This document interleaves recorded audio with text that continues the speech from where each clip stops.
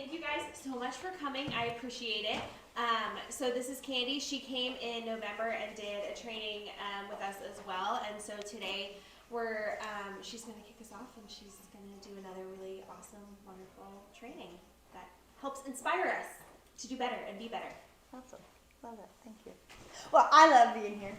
So just so you know, I'm super grateful that you guys are out here on a Saturday, on a cold Saturday. Hopefully I'll warm you up a little bit. We are going to talk about a couple things this morning because Tori and I were looking at what would be a great way, especially with some new staff members and some changes and just getting you guys level set for 2024. And I will say, I know everybody thinks there's this hard reset on January. I was talking to Enid about this before. I would actually offer, I suppose that was a reminder to put my mic on. Okay, here we go. Hopefully this doesn't go flying on me.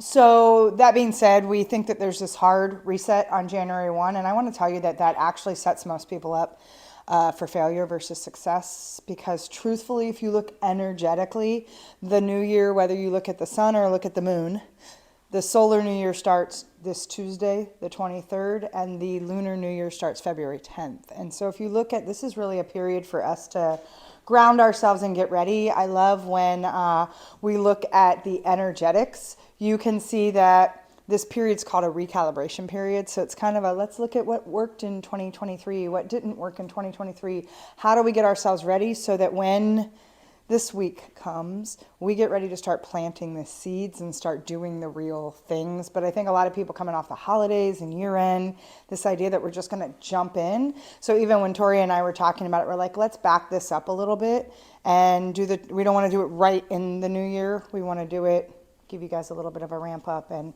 think about that. So today we're going to talk about the brand of you and why that matters and what that means for you as a team member at CTTG, because I think it's important as we think about who you want to be individually and collectively going into 2024. And so with that, it's how you show up and how you bring the best of you forward. So what we are going to do today is we're going to talk about what it is, why it matters, but we're going to talk specifically around what is a personal brand. And I mean, Enid does a lot around branding when it comes to marketing and other things. I want to talk about you individually in terms of your brand within Central Texas Table of Grace and what that means. And even as you go out as a face for this organization. So we're going to talk about what it is, why it matters, your purpose. So I want to get you guys connected. I think it's really important, and some of this is going to feel familiar to you, some exercises that we do. I want to get you connected into what is meaningful for you. Why are you here? You guys are in a space where some days your work is difficult, right? And so to give you some tools that on those days when you're like, why am I doing this? Why am I in this job? I want you to have tools that connect you back to why and your purpose and what's meaningful. And we're going to talk about some values around that, okay? And then the last piece we're going to talk about is professionalism. That's that how you're showing up piece, right? So what does that look like so that, one, you can be approachable for the kiddos, and also you are setting yourself up as an authority so that you're not just one of the kiddos, right? So there's this space of how we lead and show up differently in a space of professionalism so that we can assert that authority, which is really important. We want to be approachable, but we want to have those boundaries around who we are and the authority that we need to present to create the safety for the kids, right? Okay, that work for everybody for today? And we'll go 2.5, 3 hours, whatever this takes. We'll be done. I know we're set up for 3. I don't know if it's going to take that long. So you might get out of here early. We might not. Depends on where we go. Conversation. Okay? All right. 3 hours, not 3 o'clock. Yeah. Gotcha. So what I want you guys to do for a minute is I want everybody to, let's see, how do I want to do this? We're going to talk about mindset for a minute because I think it's really important before we get into any of this stuff. So I'm going to ask you a question. First question. Do you believe people are tapping into their full potential? Yes or no? No? Is that a collective no? So then here's the tougher question. Do you believe you're tapping into your full potential? No. Okay. I was going to say it's kind of interesting if we go, no, people aren't tapping into their potential, but I am, right? So I want to talk about that for a minute, and I'm going to give you 2 ways to look at this. So if everybody would stand up for a minute. Again, we're going to get a little warm, do a little calisthenics here. Make sure you guys are going to need to spread out. You need enough room that when you swing your right arm, you're not going to hit anybody or anything. Okay? You're going to keep. So what you're going to do in this exercise is I'm going to show you, we're going to have a conversation about this in a minute, but what I want you to do is I want you to plant your feet so that your feet are forward, but I want you to keep your knees soft. Fortunately, it's not warm, so I don't really have to worry about anybody passing out. But I want you to keep your knees soft. When we move, you're only going to be moving from your waist. You're not going to be like trying to spin your whole body around, right? I want you to stay grounded in what we're doing. So what I want you to do is you're going to raise your right arm like I am right now, and I want you to put it out just shoulder length, shoulder height out. And I want you to point your finger straight out, okay? What I want you to do is, again, you're going to keep your feet planted, but I want you to make sure I'm not going to hit, I don't think so. I'm shorter than I think I am. What I want you to do is I want you to reach back as far as you can and then make note of how far you go. Like, look at the point and make note of it, okay? When you're ready, come back. Okay, so now what I want you to do is close your eyes. We're going to do this exercise in our mind only, all right? So I want you to close your eyes, and I want you to imagine, don't physically do anything. I want you to imagine that you're raising your right arm up again and pointing your finger. And now I want you to remember that point where you turned the first time. And I want you to envision it, and I want you to now imagine that when you stretch back, you're going twice as far. Okay, can everybody do that?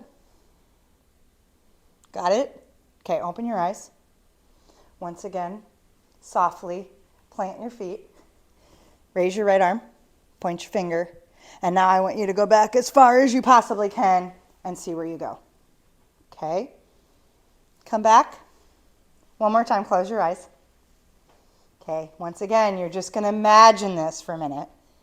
Close your eyes, and I want you to again see yourself raising your right arm, in your mind only, pointing your finger, and this time I want you to imagine you're your favorite cartoon character, and that when you turn around, you actually turn around so far that you corkscrew. Okay, like you just can spin around. Everybody see that? Okay, I want you to open your eyes. Okay, last time I want you to raise your right arm, point your finger, and I want you to go as far as you can go. Come back. So what did you notice? Farther. Farther. When? Every time. Every time. Why? What makes it possible, and don't just tell me it's because you warmed up and you're like, there's a little bit of that, but what makes it possible that you just went further? You visualized it. Why is that important? Because if you don't visualize where you want to go, you have no direction. Anybody ever watch Alice in Wonderland? Where Cheshire Cat goes to Alice, where do you want to go? What was her response? Doesn't matter. And his was, then any path will get you there. So much value in what that statement right there, right? You got to know where you're going to go, right? What else makes that, you guys can sit down if you want. What else makes that, why else I would say, did you go further each time? You tried. Say that again? You tried harder. You tried harder, okay. We'll come back to that one in a minute. Love that. What else? Why else do you think you went further? Stacy? After the first one you believed you could? After the first one you believed you could, right? Okay, what I want you to do is where you're sitting, I want you to raise your right hand as high as you possibly can. As high as you can.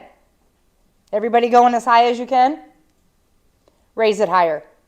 Oh, what just happened? What just happened? You stretched. Why? What is it that we do?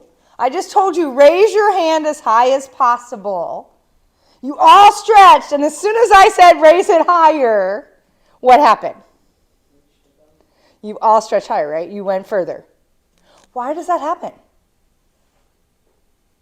Because we don't recognize our potential. Because we don't recognize our potential, right? Because if you look at this model, what happens typically is we start from a place of tapping into our potential. If we say no to both these questions, are people tapping into their full potential and are you, what are we pulling out of here? When we tap into potential, what's happening? Are we pulling our full potential? No. So we're pulling some, right? So then what happens to our action if we're not doing our full potential? What happens? Do you think we're getting the best action out? I'm going to use a very technical term. We half-ass our action. True? Because we're like, I'm going to kind of, because of Stacy's point, I don't really believe it. I'm just going to see, kind of test. I'm going to pull a little bit, right? And then we get these actions that, kind of half-ass. So if we half-ass our actions, what do you think happens to our results? The same. Same, half-ass our results. It's a technical term. So then what happens to our belief and our conviction about who we are and what we can do? We doubt ourselves, which then what happens the next time we tap into potential? We're going to tap into more or less? Less. So then what happens to our actions from that point? Even less. Do you see the perpetual cycle that we live in? How many of you just seeing that go, oh, yeah. Do we not get caught up in that? Oh, I don't know if I can do this. Well, I'm just going to, and then, see, my results just nothing happened. Therefore, see, I really can't do it. So now I'm going to do less. How many of you have ever doubted your job here and your capacity to do your job? So here's what I want you to do. I want to shift where you're pulling the energy from first. Instead of it being from here, hope I'm not putting fingerprints all over your thing. We might need to clean it after. I want you to pull from here. How many of you have ever heard of Michael Phelps? Who's Michael Phelps? I was going to say, he's not just a swimmer. He's like the most revered, like highly decorated, probably best swimmer ever to swim in any kind of competitive capacity. Would you agree with that? If not, at least the top 3. Okay? How did he get there? Does anybody know how he prepares or prepared? He doesn't know, he's retired. Enid. Crazy diet, an insane amount of hours a day training. He visualizes.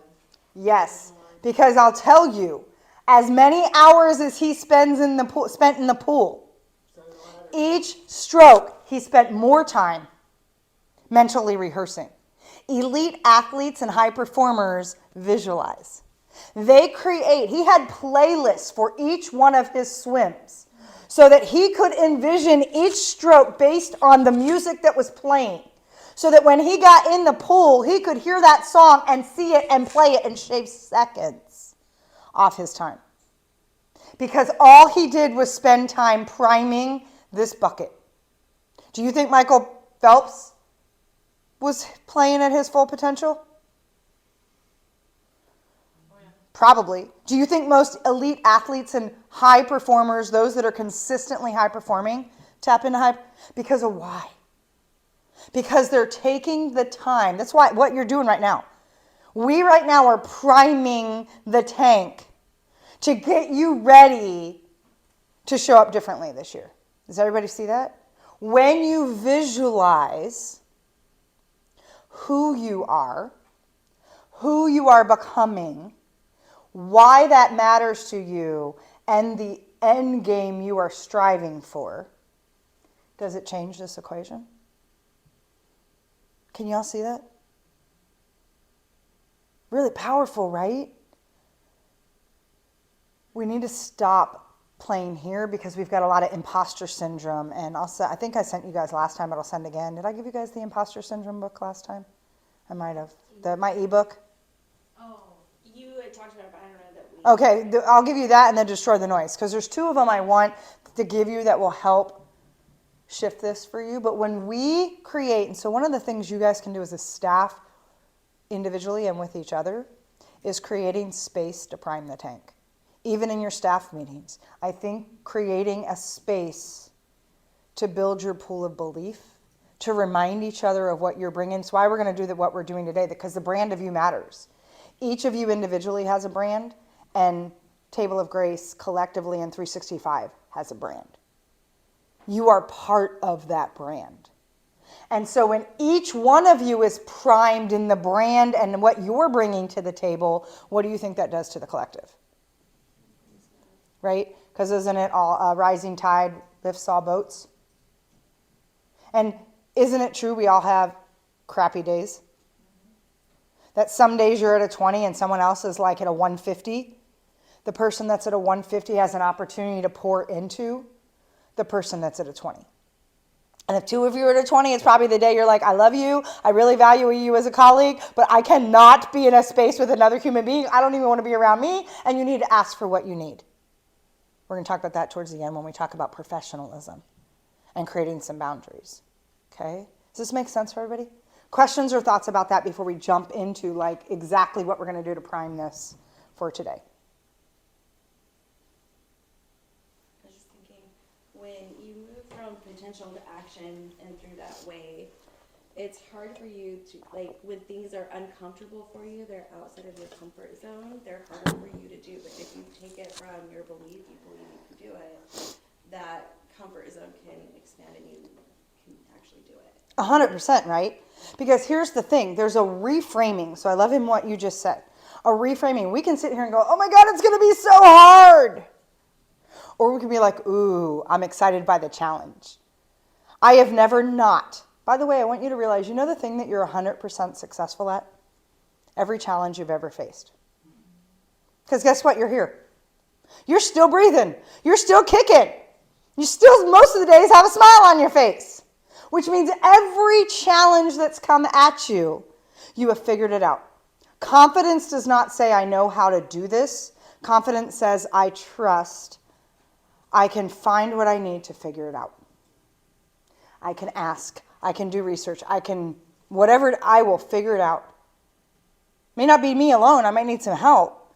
But confidence says, and this is the bucket of confidence, that when we shift into the space of I don't know, and instead of getting paralyzed, there are 3 reasons why people fear change. One is they fear change because they're afraid of what they're going to have to give up instead of looking towards what they're going to gain.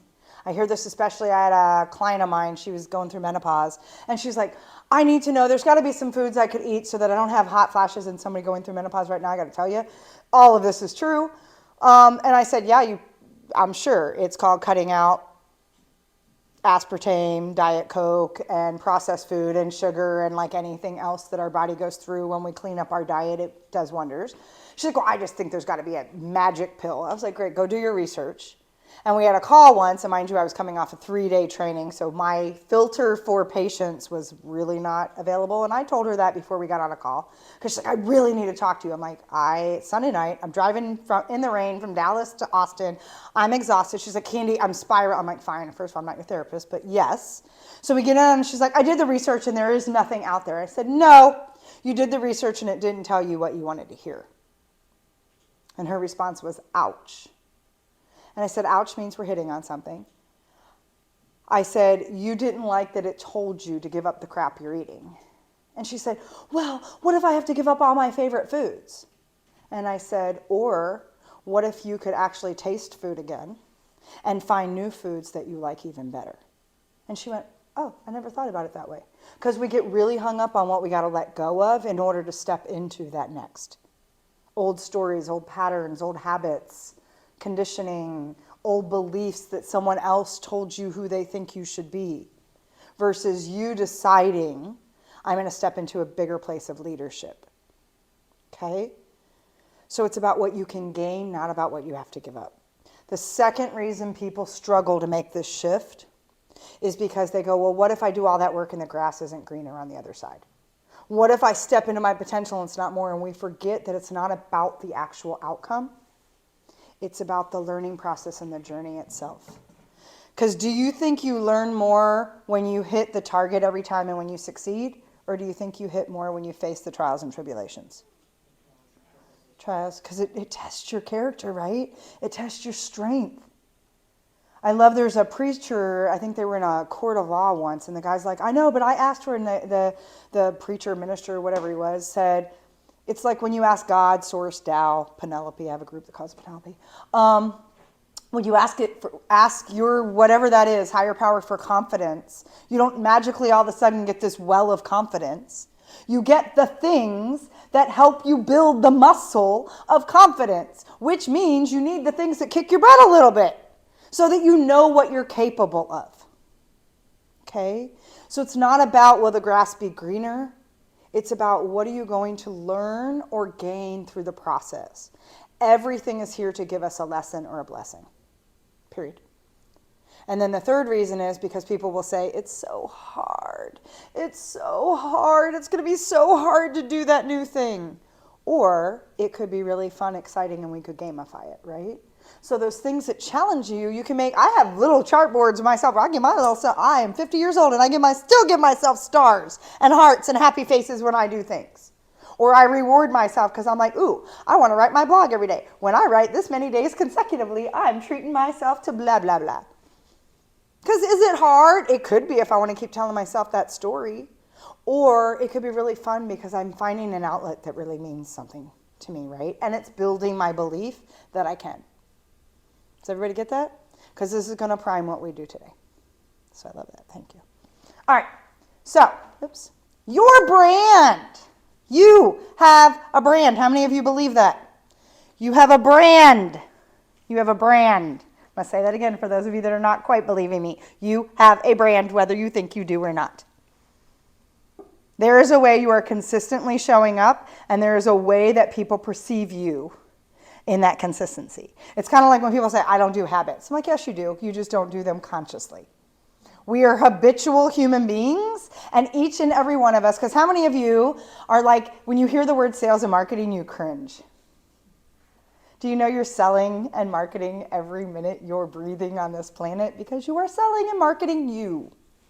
Whether it's trying to influence the kids to do something, whether it's connecting with a colleague, whether it's with your partners, whether it's with your dog, you are in a position where you are trying to influence, collaborate, engage, and if you are interacting, you are selling and marketing, and you have a brand. Now, most of us are doing it unconsciously, and most of us think we're putting one energy out there when, if we were to survey the majority of people around you, they might say you're putting something else out there. Because we have a story and they have a story, and neither are right or wrong, and usually there's some truth in between both. But I could also line up probably 5 people closest to you, and they would all have a different version of who they thought you were. Because brand's both objective and subjective. There are some things that are kind of your hard wiring, your DNA, the way you show up, who you are, your personality. But there's also some perception and other people's filters. How many of you are the villain in somebody's story? And how many of them are the clown in yours? Right? I love that, by the way. There's a great meme that says, look, I am happy to be the villain in your story. You are the clown in mine. Like, Betty White said it right. Great, right? Somebody's opinion of you is none of your damn business. You either like me or don't like me. Either one, I don't care. I get to choose to be intentional with who I am. And I guarantee when you do that, not everybody's for you. Okay? It's really important to know that because we spend a lot of time in the culture of nice and the people-pleasing mentality. And so when we talk about your brand, I may be talking about this a little bit differently than if you were talking to Enid about brand. And it's not to say either there's just a different lens I want you to look at, perhaps. Although I would offer, in seeing what Enid does and even in conversation, that if she doesn't frame it this way, there's still a lot of similarity in what she would do when it comes to branding. My guess. Okay? So when we talk about brand, there are really 4 components that I want us to look at today. One is purpose. Okay? When I say purpose, this is a function of, it's an active expression. Okay? It's an active expression of who are you and why are you here. So it's kind of the who you are and why. Why does that matter? Like, what's the drive for you? Like, what is important to you? It's a very active expression. It's how you're showing up in spaces. And I would say that from this space, I would say this is your bucket of authenticity. Are you being true to you? Are you showing up from a place of authenticity that's connected into something that's meaningful? And we're going to do a little work on that today. Meaningful that says, I know my purpose. And I know why that matters to me. Not why it matters to anybody else, but why it matters to me. Why do I get out of bed every day to show up this way as me? And if some of you are like, maybe I'm not showing up as me, that's some of the opportunity, right? Because that's the missed potential when we look at that. If you are not showing up in an authentic expression of who you are, I'm going to tell you right now, you are absolutely not tapping into that full potential. So that then we move into values. Do you know your due north for how you do your life and work? Do you have something that recalibrates you? It's your values, your standards of integrity. And we're gonna do an exercise today where you're gonna get 3. Your 3 that bring you back to that due north that says, I know every day if I'm aligned with this, because that's what we're talking about, alignment. So we've got authenticity. We have alignment. This is what I say is important. This is what integrity, I would also put the word integrity between these, right? Purpose, values, that's in integrity. Am I in integrity with who I am? Who I say I am? And is how I'm showing up congruent with that? That makes sense? Okay. Third piece is perception. Because whether you like it or not, people have a perception of you. You cannot do this in isolation. Your brand cannot just be an intrinsic, this is my brand, this is who I am. Because that's great, yet there's still how people perceive you. There's a filter in what they evaluate. How your team and the kids view your leadership and brand. And I'm going to talk about leadership and brand kind of in conjunction together. And for those of you that were here last time, do you remember that we talked a little bit about leadership? Does anybody remember what leadership ultimately is? I know that was November and lots happened since then. I'll give you a teaser. It's a function of 3 things, and we'll see if you can summarize the point. It's a function of how you choose to show up. It's a function of how you choose to serve others. And it's a function of how you choose to take personal responsibility inside those 2 spaces. Therefore, leadership is what? Oh, bingo. Leadership's a choice, right? It's not a function of your title. It's not your role. It's, are you showing up in integrity and creating the perception and brand, right? So when you look at your perception, it's your reputation. It's what do people believe is a consistent way you're going. How, can they trust you? By the way, we can trust that people aren't going to show up just as much as we can trust that they will, right? Are you walking your talk? Okay? At least in the eyes of the people that matter to you. Doesn't matter the people that are making you the villain. If they're the clown in your story, I don't care what they think. But I do care for the people that you're trying to create real impact with. Are you creating the right reputation and perception that's aligned with these first 2 buckets? Does that make sense for everybody? Because then the last piece is legacy. By the way, we are all, when I say the word legacy, what shows up for you? When you hear the word legacy, what do you think? Say that again. What mark you leave. Okay, I love that. What else? Legacy. What you built. What you built. What else? How does that word hit you? Do you feel that word when you hear it? Does it mean something to you? Do you think legacy is the thing that happens when we leave this planet? No. What do you think legacy really is? What you give while you're here? It's what you leave in every single moment. I'm going to sound like the Police song, and for those of you that don't know the song, you are way too young. Every breath you take. Every movie you make? Thank you. It is every breath you take. You are either intentionally leading your living legacy, or your living legacy is doing you. Maya Angelou said it best when she said, people will not remember what you said.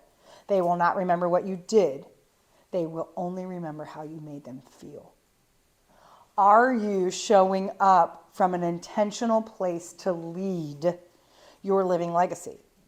Kind of hard to leave your legacy, though, if you don't know what your purpose is or what your values are, right? Do you see how they work hand in hand? Because legacy is the dynamic way you leave those with whom you interact in every moment.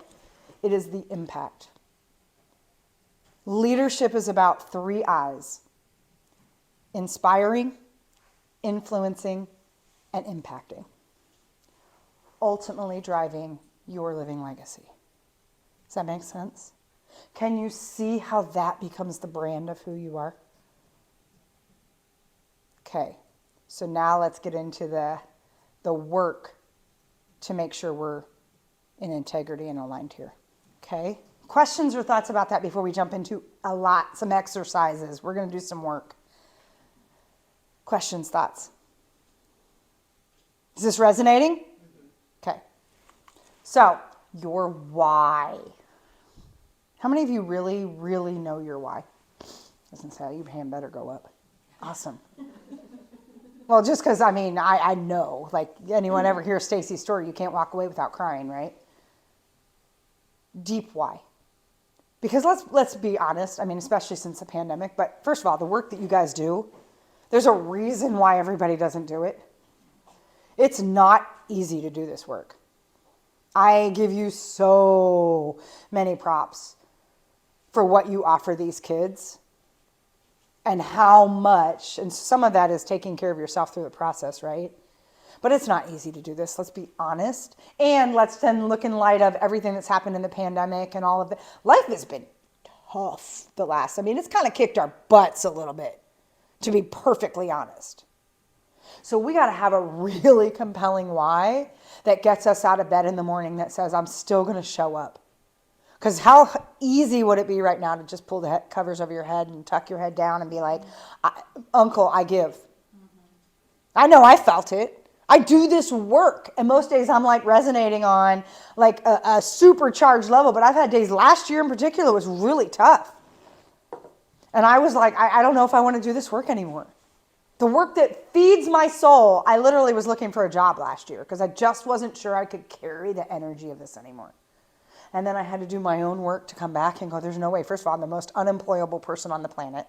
My God, I'd be in HR's office in 5 minutes, either because an F-bomb came out of my mouth or they handed me a handbook and said, here's what you need to do for the day. I'm like, that's not happening. This is nonsense. You don't even follow this handbook. I'm not wasting my time on this. I would be in HR's office in 5 minutes. Guaranteed. I'm not employable. Therefore, I better get connected back to my why because somehow I got to feed myself and take care of my sweet puppy, Ernie. He's a why. Because it'd be really easy for me to check out if I didn't have somebody dependent on me. And mind you, he's a 4-legged somebody, but he's still a somebody. But that's a why for me all day long. I want that dog to have the best life ever, just like you want these kids to have the best life ever, right? Because he's got his own stories and PTSD and trauma and abuse and like horrific story that keeps unfolding as I get to know my sweet little boy. There's a why in that for me. Because it literally had one of my worst years in almost 11 years in this business. It was like year 1 again in my business last year. Most profitable year, though, which is really weird. But it kicked my ass, let's just be clear, on every level. And personally, I got my butt kicked. So I had to do some work to come back to this because we have a choice. If leadership is a choice, I could choose to be like, well, screw it. Fine. Or I can be like, no, I know I'm here to do something different. I know I need to be someone that steps up as a transformational leader. Okay? So, let's do a little rapid fire. I have a bunch of Post-it. You might have to grab a couple packs because they're some of these are running low. So grab a pack or two. We're going to do what I call a little rapid fire to see what shows up for you. And like I said, Stacy, you've done this before, but we're going to do it again because you never know what shows up. I actually can't remember this one. So Okay, good. Good. That's my ADHD. Oh, yeah, we'll get some pens and whatever. And like I said, you might need more. Pens. Has everybody got a couple packs? Okay, here, we might need to throw another pack back there. If you don't have a thicker pack, you might need 2, just because Depends on how many you end up writing as a result. But I'll show you the process here, and I'm going to need my phone because I'm going to need a timer. Okay, rapid fire is set up to get you out of your head. Because oftentimes we overanalyze all the questions I'm going to ask you instead of feeling into our truth. Come on in. Welcome, come on. And here, toss one of these back that way. This might be enough for her. And I got a little extra. So the opportunity is we're going to drop you out of your head. Sometimes that's the furthest distance for most people, is to go from your head to your heart. Because we get into this over analytical, over like whatever. What I want you to do is I want you to like in the moment go as fast as you can. So the objective of this, and we're going to do a little teaser. I'll give you just a few. We'll do a little fun one just to get your brain kind of like, oh, I get what's going on. But the objective of this is when I ask you a question, you're going to get a time. You're going to get like 30 seconds for each, maybe 45, and kind of fill into what I'm feeling. But what you're going to do is when I ask you a question, you're literally going to write one thought, one thing, one whatever, rip and tear. And your objective is how many ideas can you write down within that 30, 45 seconds. So if I were to ask a question and say, what's your favorite sport? You'd be like, baseball, tear. Football, tear. Tennis, tear. Golf, tear. Like you see what I'm saying? So you literally are going to just write, tear, write, tear, write, tear.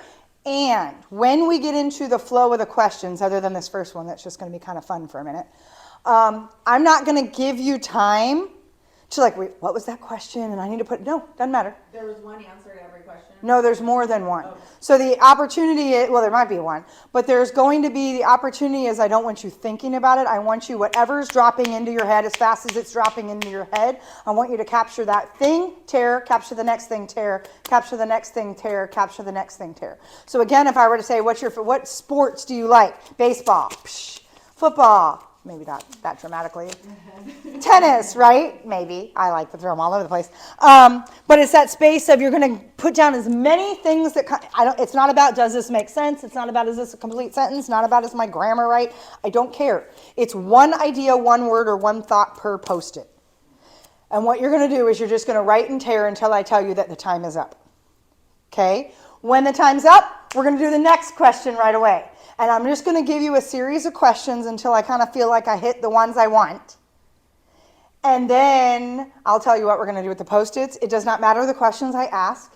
You can keep them organized if you want. Some of you I know like to be analytical. Some of you like to be more expressive. It doesn't matter. There's no rules with the exception of write, tear, write, tear, write, tear. I don't want you writing everything on one Post-it. Does this make sense what I'm saying? Questions before we test it out for a second. Okay, so let me get my timer. Where's my clock? There we go. All right. So we're going to do just a little teaser. I'm going to give you 20 seconds on this first question. Favorite cartoon character, go. So write, tear, write, tear, write, tear, write, tear. Yep, as many as you can come up with in 20 seconds. Favorite cartoon character, go. Don't overthink it. Any cartoon character comes to mind? I can't freaking think of one. You have kids, Stacy. All right, stop. How many did y'all get? 4. All right. Which one's your favorite one that you wrote down? Pink Panther. Pink Panther. Toothless. Tigger. Scooby. Which one? Ichigo. Ooh, Ichigo. I love that.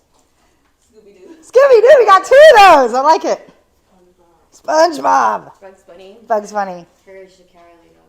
Who? Courage the Cowardly Dog. Oh, I like that. Okay. Toothless. Toothless. Okay, see, first of all, I do that one just because it's fun for me because I'm like, ooh, I forgot about that cartoon. Ooh, I love that. And, by the way, this is a really good activity you can do to kind of break ice or get things moving and get to know each other better. Somebody can prompt and facilitate one of these and you can do this because we had 2 people that were Scooby-Doo. We had someone's like, ooh, I would have never seen you I would totally see you as a Pink Panther person.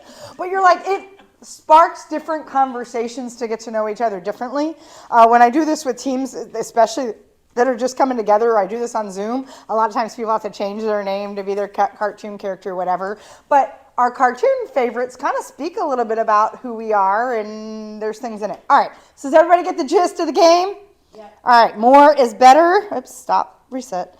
All right, so I'm just going to ask a series of questions, and I think what I'm going to do is, I'm just going to give you time and tell you when to stop. You don't need to worry about how much time I give you, because I'm going to just kind of see how you're writing and feel.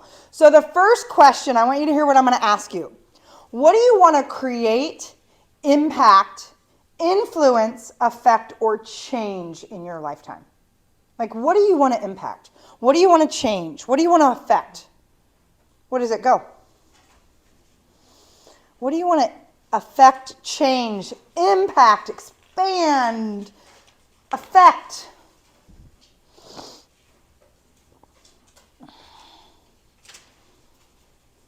Just write and go, write and go.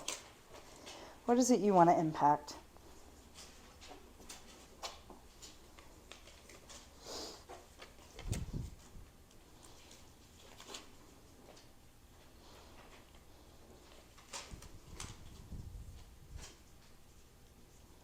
Okay, stop. And always finish whatever thought you were on when I say stop. All right, push those aside wherever you need. They can be organized, and I don't care because we're about to move on. Ready? Okay, second question. Why does that matter to you? Go. Why? Why does that matter to you?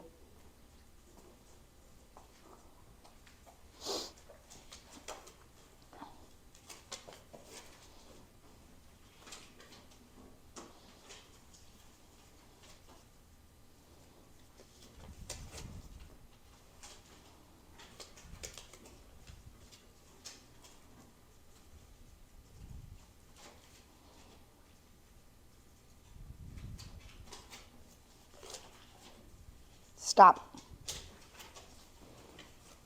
Okay, next question.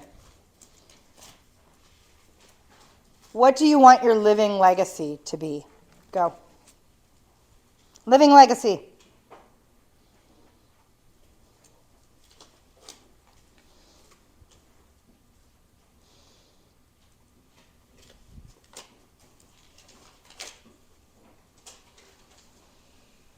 Living legacy.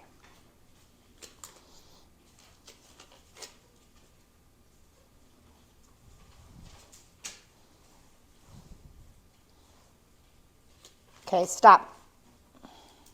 Okay. Who needs more Post-its? You guys do good or you need more? Okay. What do you think the world needs? Go. What do you think the world needs now?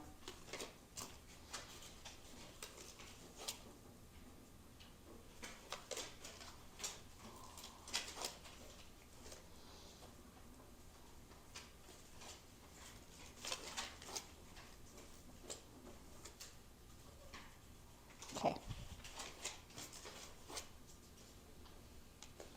Stop. Okay, next question. How do you think you add value? Go. How do you think you add value?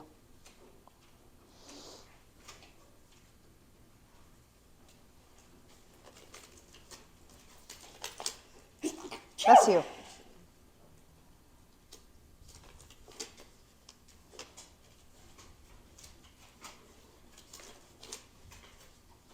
Stop. 2 more questions. Got enough? I got 1 more pad, and if anybody's got some extra, who needs some more? Ooh, almost. Try not to hit anybody or break a light. All right, second to last question. What are you really good at? Go. Like, what are you, like, really skilled, really good at?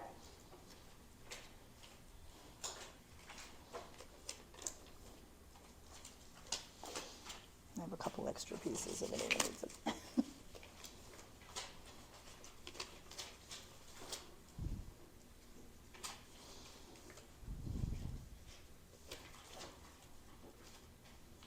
Okay, stop. Last question. Anybody need? I got a couple. I think everybody okay for 1 more round? All right. What are you passionate about? Go. What lights you up? What are you passionate about?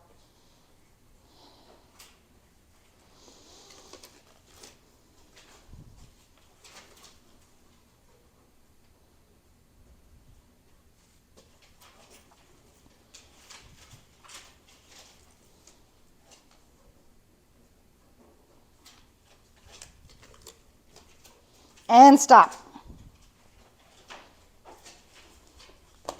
All right, so here's what you're going to get an opportunity to do for a few minutes. And you can figure out how you want to do this. I'm not going to repeat any of those questions. Doesn't matter. Something came through in everything that you just... What I want you to do is take a look at your Post-its. If you need to move for a minute and put them up on a wall or a window, the reason why I like these Post-its is I want you to look at what you wrote and see what themes, story, what's showing up. There is a message for you in all of that, and for each of you it's going to look different. I'm not going to tell you how you need to organize this or what you're going to, but you're going to have an opportunity to share what came through for you, whether it was some consistent themes, whether it was some ahas, whether it was a story, whether it was, I'm not going to give you a whole lot of qualifiers about that. But what I want you to do is I want you to take a little bit of time to see what those Post-its are trying to tell you. Does that make sense for everybody without giving you too much direction? And if you need to spread it out on the floor, on a wall, on a window, spread it out so that you can see what you just did. Does that make sense? Okay. I'm going to give you a few minutes to do that. Are we picking like only a few or like? Nope, not giving you any directions. Nope, not giving you any directions. I'm going to let you decide what needs to be done with your collection. You will be asked to share from whatever that decision, whatever comes through for you. Every time I do this, everybody's is different, even when I have rooms of 50 people. So it will speak to you. You have truth waiting to come through.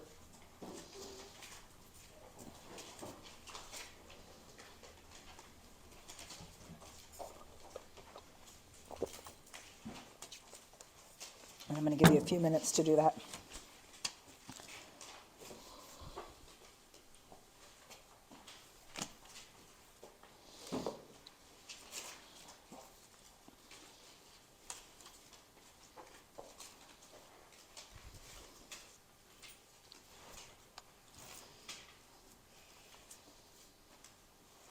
Do you remember doing this, ma'am? No. Didn't we do that? We didn't do that in yours? God, I almost always do that. That's surprising. I wrote Oh, it good. down. Oh, yeah. Because there's always something that comes through, right? Just don't make us do the stare at each other one. That's No. What I would not do the contact at that's a little advanced, Stacy. That was a little advanced for even you in that retreat, truthfully. It was so good though. I got the most out of that. Yeah. But yeah. No, I would not do that yet. Maybe at the end of this year, but no. It's possible. Yeah, no, that requires a different kind of container. Yeah. Yeah, that's right. You guys did do contact, didn't you? Yeah, that's a little intense, but very powerful. But Not what I would have imagined I did too. yeah, I'm so glad you were there. I know I'm looking at doing another similar one in February before I move out of the current house into the new house. Yes, and ladies, feel free to get you some food or drink or something. Yep. So that you can.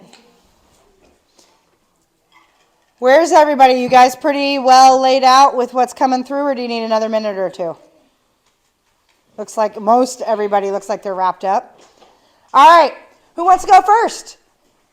And again, I have no rules on how, other than you're not going to take 3 hours to explain it. I want you to share, sort of summarize whatever it is, insight, aha, story, theme, what showed up as a result of that exercise for you. And you're each going to have an opportunity, so don't think that it's just one person. You're all going to have this opportunity because it's really important that we speak these things out. So who wants to start? I don't mind going Okay, first, Stacy, just go 'cause first. I feel like I've always been really clear on what I'm doing here and what I want to do, but it kind of like made me tear up because it's interesting how it all kind of like shows you what consistently came up. And it was like, I just organized it by like similar things. Like she said, there wasn't a rule, but like what words and which things. And so I didn't even know that it mattered what the question was, but it was like, this row says, teach what I know, children's learning, knowledge, being healthy in mind and body and learning new things. This row says, children's potential, employee success, I want them to live to their potential, children's success. This one says foster care, foster kids, my employees, foster care, my family. And this one says, this whole row is caring about people. I want to help influence kindness and contentment in others. I care. I help live others happier and contented life. I help people believe in themselves, do my best, connection, love, sweet love. That was my answer. Yeah. Did anybody else want to read me now? Love, sweet love. And then I'm kind and helpful. So the overarching theme was foster care, my family, my employees, and want to help and teach. And that's what I hopefully am doing. So Awesome. I love that. Thank you for going first. And I love that it feels very connected for you. And it's a reoccurring theme, which as we go into the other activities, I have a feeling there's going to be some things that come through even further around that. So thank you. Who else wants to go? Tori. So for me, kind of the core of it was that I think people matter and people are important, and that I want to make a difference in kids and people just in general. Awesome. I love that. Who else? Well, not who else. You all. Who next? I think my overall thing was about my kids, just trying to be a good mom for them and, raise them right and just care for them. Awesome. I love that. Very important contribution. My theme was a lot of giving back, spreading love. I wrote down I don't remember what the question was, but mine really revolves around foster kids, it looks like, and helping people because if I don't, who will? One of those quotes that Tori has said in one of our trainings that really sticks with me is, if you don't care, the Lorax. If the people like you don't care a whole lot, nothing will get better. It will not, yeah. That's my theme. I love that. Awesome. I'm going. Okay, Ina. So I feel like my whole life, I've always known like I wanted to impact youth and children from hard places. And that, because that's just, I've known my whole life. Like I told myself, if I make it to an adult and I don't kill myself or die, then I wanted to make an impact in youth and children. And so like that's like all here. And so obviously I have found like I'm really good at advocating for kids in foster care, and I'm really good at just connecting with kids and youth. And so I have a lot of compassion. Like the word that kept coming up again was like felt safety, security, community, connection. I'm really good at getting things started, not always like following all the way through, but I'm a very good quick starter. Like if you give me the direction, I'll get it going. Like I'm not afraid to jump in and figure things out.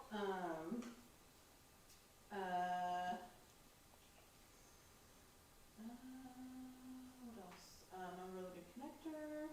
And I think it even showed in my cartoon characters even, because like I'm like Winnie the Pooh, Tigger. My favorite is Tigger, so he's always like brave and ready to jump right in. He's not always the smartest one. He's gonna go. Yep. And but I'm trying to be a little more Piglet sometimes, but like, so anyway, yeah, that's kind of. I love that. Side note, I'd love to do your human design because I have a feeling you're a manifesting generator, maybe a manifester, but someone who is really good at starting things and not necessarily here to complete them, because that's a whole different thing we could get into another time. But interesting to know how people are wired, because not everybody is here to, some people are here to be a spark, to be the catalyst, and other people are here to actually do the work to get it to be complete. And a lot of times it's not the same person. So the fact that you just said that sparked that for me to say, I'd be curious to see what your human design looks like. All right, ladies, 3 left. Who wants to go? All right. Mine involved a lot. What I came up with was helping others, communication, and finding my purpose. Since I was a little kid, I don't know if you all know, I was a victim of a rape that made national news here. At 10, Barbara Jordan, the congresswoman, came down to the school, recognized me. I lost 5 pregnancies due to that incident. So I went through depression, and I asked God one day, just give me some kids, right? Didn't know what day it was going to happen. Met Tori. She hired me on. my daughter was raped this summer that just passed, so she kept the job even when I didn't want to show up, right? So now I know my purpose. So when I do show up to work, the communication part and what you spoke on earlier, people don't understand me because I'm like a firecracker. I come in, I'm ready to do everybody's job just to make everybody happy, to feel some kind of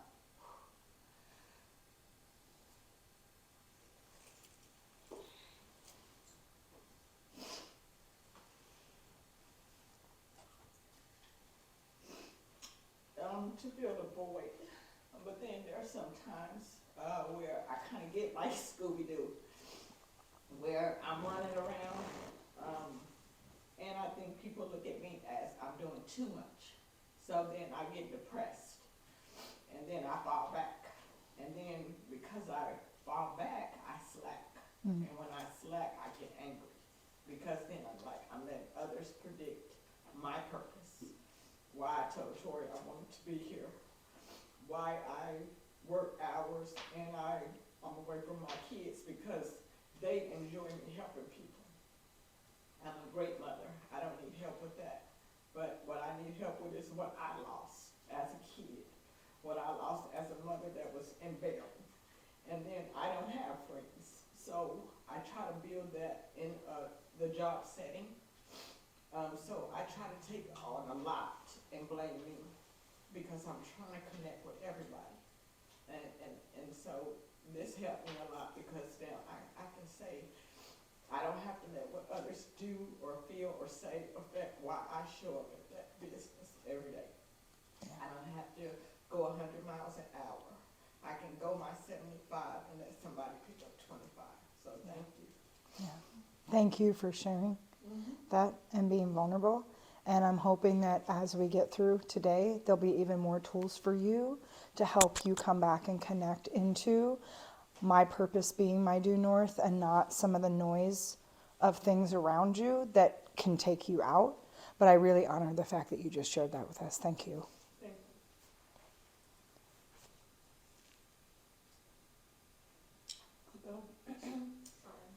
So a No lot sorries. No sorries. You're allowed to feel all of it. So a lot of mine was helping others, loving others, serving others, and it kind of made sense to me because growing up, I always wanted to be like Mother Teresa or Audrey Hepburn and go and just save the world, right? Like that's whenever there was like a natural disaster or something, like I had wished I could go and help those in need and everything, and so it just kind of made sense to me that that's like is coming through here to me. Love that. Beautiful. And last but not least. My thing mostly is about my experience and my experience through foster care. It seems like that really drove me to being where I am. I've always wanted to be someone who helped someone who was in my situation as well. I was working in New York, worked in an adoption agency, and through them I was able to find a home. I never thought I would ever find another home other than my biological family, which was never the right place for me. But I stopped believing in God because of that, but through them I was able to gain some sort of belief in something. And when I got married, I moved here to Texas. I didn't know what I wanted to do, but I knew I wanted to work with kids. So, and I told my husband, I was like, you know what? Let me do something other than that because obviously nothing's coming through right now. I went and started 2 days doing nursing, and it just wasn't for me. I just knew it wasn't my purpose. And then just in my lap, something came through, and I've been here 7 years. It's been wonderful. Yeah. But I know time for me to move on because I don't have the same feeling when I first started working here. I love the job, but I just don't have that same spark. So, I just knew that I still wanted to work with kids, and I'm right now going through the process of foster care, and I'm loving it so far. It's a lot of work, but that's what I want to do. Thank you. I should know better. Honestly, I should know better. I've been told in many cases, people yell at me why I do not have tissues out and these things. So yeah, we'll just make a little. I noticed that all of this revolves around my family, my mentorship, because I'm still mentoring one of the kids that used to be here, and it's been wonderful, ups and downs, but that's the best part of it. Yep. And I'm just excited for my next journey. Is that Alizé? Or who are you mentoring still? Alizé, yeah? Yeah. Okay. Yeah. So let me ask you, first of all, can I just commend all of you for being so open and vulnerable? And what is your takeaway from this conversation? There's a couple things that I'm feeling as I hear all of this, but I'd be really curious to see what just happened, because there's a lot that just happened in that, even more than just everybody sharing. I'm curious as to what's coming through for you based on this activity, this exercise, this conversation. Connection. Helping people. Similarities to your stories, right? Do you feel, and this is what my whole body's tingling right now, do you feel a collective why starting to come to the surface? Do you feel like you can see each other? Thanks, Enid.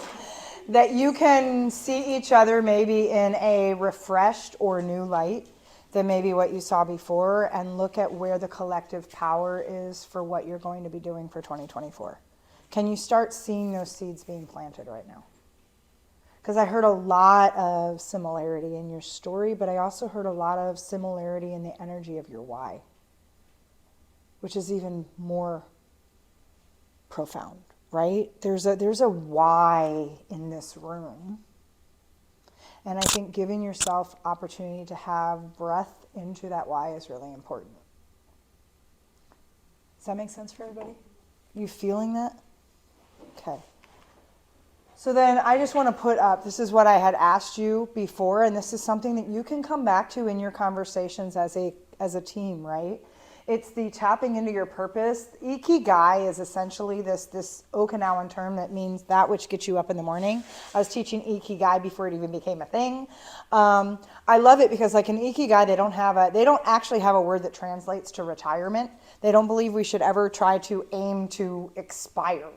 Like it's all about tapping into what lights you up. And as you can see, I said, what does Table of Grace mean? But yes, it's what does the world need? And I always love that because I try to ask that question without going, what does the world need now? Love, sweet love. So you can see the intersection points of all of those. But it's literally, these are the questions I want you to be thinking about individually and collectively as you guys are looking at how to make 2024 the best year yet. It's the what does the shelter need? How can I add value? What am I really good at? Both here and in your life. Because there's no such thing as life-work balance. There's your life, and work is a piece of your life. You are this one person with one life. It is not this like trade-off of here's work me and who's you? Who's you in all of the capacities? And then what are you passionate about? And so this may be something even in your staff meetings at times to bring back and just remind yourself, what do we need right now? What do you need individually to lead differently? Do you need support right now? Yes. Right? And so I'm asking as I hear that, do you need support? What does that look like? How can I add value, right? So asking and checking in, who's at 25? Who's at 75? How do we hold each other up and hold each other accountable in this, okay? So some questions, and I'm happy to share these slides too. You can have all of this and resources, even though I know Enid's doing a fabulous job of like taking all kinds of notes and everything else. So, blank sheet of paper. Do we have paper? Yes. Okay. Everybody needs a blank piece of paper. We're going to do a little activity on standards of integrity, and I'm just curious where I'm at. Oh, we're doing great on time. Is this helpful so far? Okay, is everybody enjoying this? Well, aside from the tears, and sometimes those are great. By the way, tears are great. I love tears. I'm a crybaby. So they're very cathartic, and they're also a huge way for us to connect and see each other in our humanity. So I'm a big fan. What I want you to do is, can I borrow your pen for a second? I want you to take your piece of paper, and I want you to draw a line right down the middle. That's all I need it for. Just draw a line down the middle. Probably want to go this way. You could go this way. It doesn't matter, but you just need a line down the middle. Okay. I want you to make sure, what side? Left side. I want you to be able to give yourself some space, but I want you to pick 3 people. And before you start writing names, I'm going to give you the qualifiers of this. 3 people that you admire in either how they show up or when you think about leadership. They are the people that come to mind for you. Now, here's the qualifiers. They can be living, they can be dead. They can be real, they can be fictitious. They can be a character in a book, I don't care. They could be a cartoon character. They could be a character in a movie. They could be a celebrity. It could be anyone. All I need you to do is have 3 names, and I want you to give yourself some space. But give yourself some space, because I would offer that you could do this exercise in more depth later, but for right now, I want you to pick 3 people. So, for example, I would have Brene Brown, Maya Angelou, Emerson.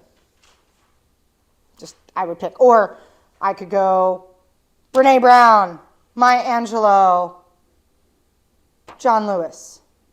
Or I could go, whatever, just 3 names. I don't care who they are. Pick people, 3 people, name. It could be my sister, Brene Brown, like whatever. I just want you to identify the person. Does that make sense for everybody? So when you think about who's embodying that authenticity, showing up, leading, someone that you admire, when you look at them, you're drawn to them. You're like, God, there's something about them that just, oof. They really show up well in this world. Okay? Anyone knows me, Brene Brown's always my number 1. She's my soul. She's my freaking soul. I'm so blessed to actually train some of her material with her top trainer and one of her best friends down at a retreat.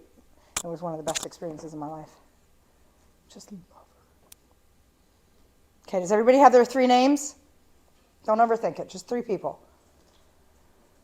Everybody got 3? Okay, so then on the right side for each of those names, is why you want a little space.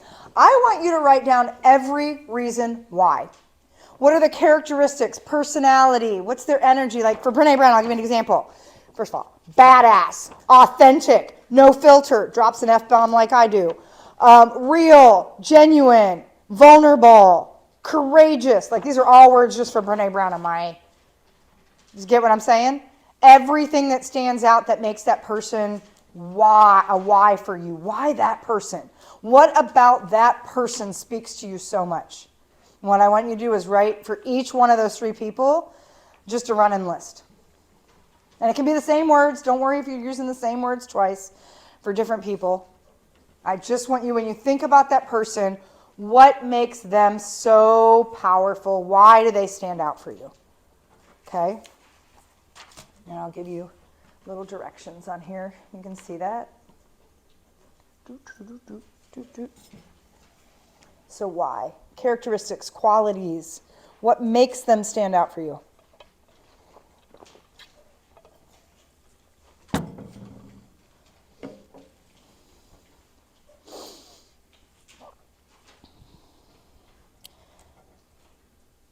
Oh, your carpet. I was like, why are my shoes so funky?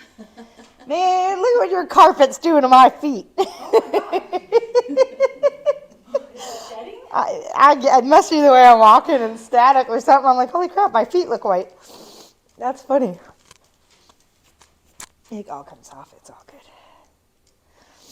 So, has everybody got a good, healthy list? Do you have at least 3 things, 3 qualities on your list?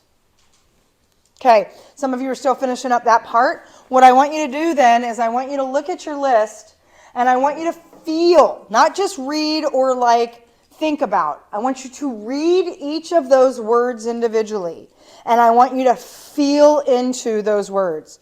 Which ones grab you in your soul or your heart? Which ones like light up something in you where you're like, ooh, yes. And it could be all of them, but I want you to circle all the ones on your list that like when you read them and you feel the energy of that word, it makes something inside you go, ooh. Even if it scares you a little bit, but it makes you go, ooh.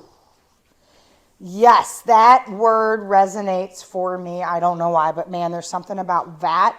I want you to circle every word on that list. It could be all of them. Hopefully you have at least 3 of them. I want you to circle any word that grabs you. You feel it. Okay. Has everybody got theirs circled? Does everybody have at least 3 circled? Okay. So then what I want you to do, if you have more than 3, I want you to look at the words you circled and I want you to pick your top 3. Put an asterisk by the ones that are top 3. And then we're going to create a little card. So which are your top 3 on there that like, out of everything you put on that list, these are the 3 that you're like, yep, yep, yep. Okay? Then, pass these around so you can pick a color. Take a card, please. Pick your color. You got 4 colors to choose from, depending on where the cards are when they go. There should be enough that if everybody picked the same color. What if you can't think of a word for what you're trying to talk about? What's the word you're trying to talk about? So like, all 3 of my people are similar, but the one on my list that's different, I feel, did what they did, even though there was so much opposition, so much against them, and so much, like... So are they resilient? Yeah. Is it adverse? Okay. Thank you. There you go. Or maybe. Okay, resilient against what? Resilient, not, Against- resilient against facing adversity. What people think. Or, What people think. Like, so- they'll do it anyway, even if... So they're everybody else does. authentic, they're resilient, they're, let's see, what are some other words we could help her? If somebody's had challenges and they're doing them anyway, what's a word you might put in that space? Determined. Determined, that's a great word. Has grit. Grit, determined, resilient, Empathetic. confident, empathetic. Confident. Yeah, that's a good one too.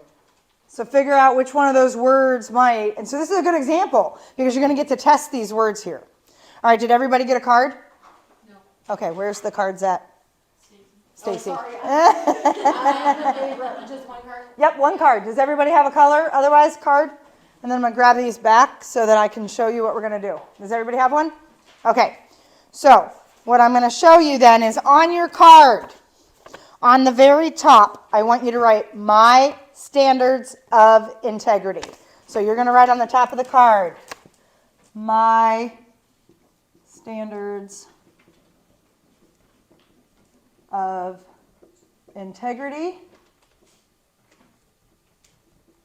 Okay, so that's the top.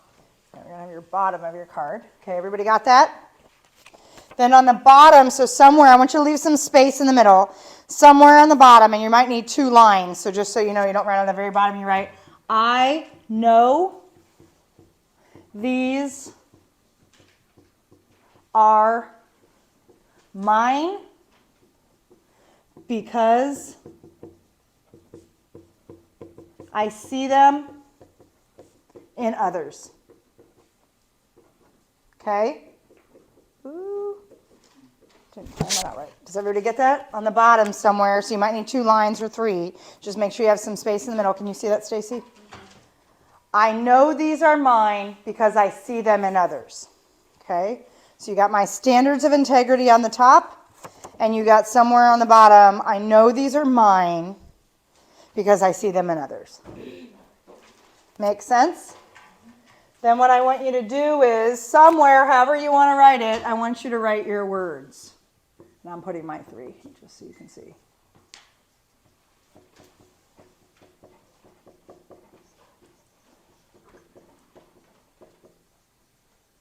So you're going to put your 3 words, however you want. It can be neat, it can be whatever. You can always take another card and rewrite this after you're like, oh, I want this to look different. That's fine too. So for me, my words are courageous, authentic, generous. I did this exercise way long ago with Brendan Burchard, and I will tell you my words still are, Courageous was the word I was looking my for. word are still, they didn't use that word, right? My words have not changed. The definition of these words has gotten deeper and richer for me, but I will tell you, 8 years later, these words are still my due north. So now I want you to look at your 3 words and I want you to ask that question. Are these my due north? If I were to wake up every morning, so for example, it was effing cold this morning.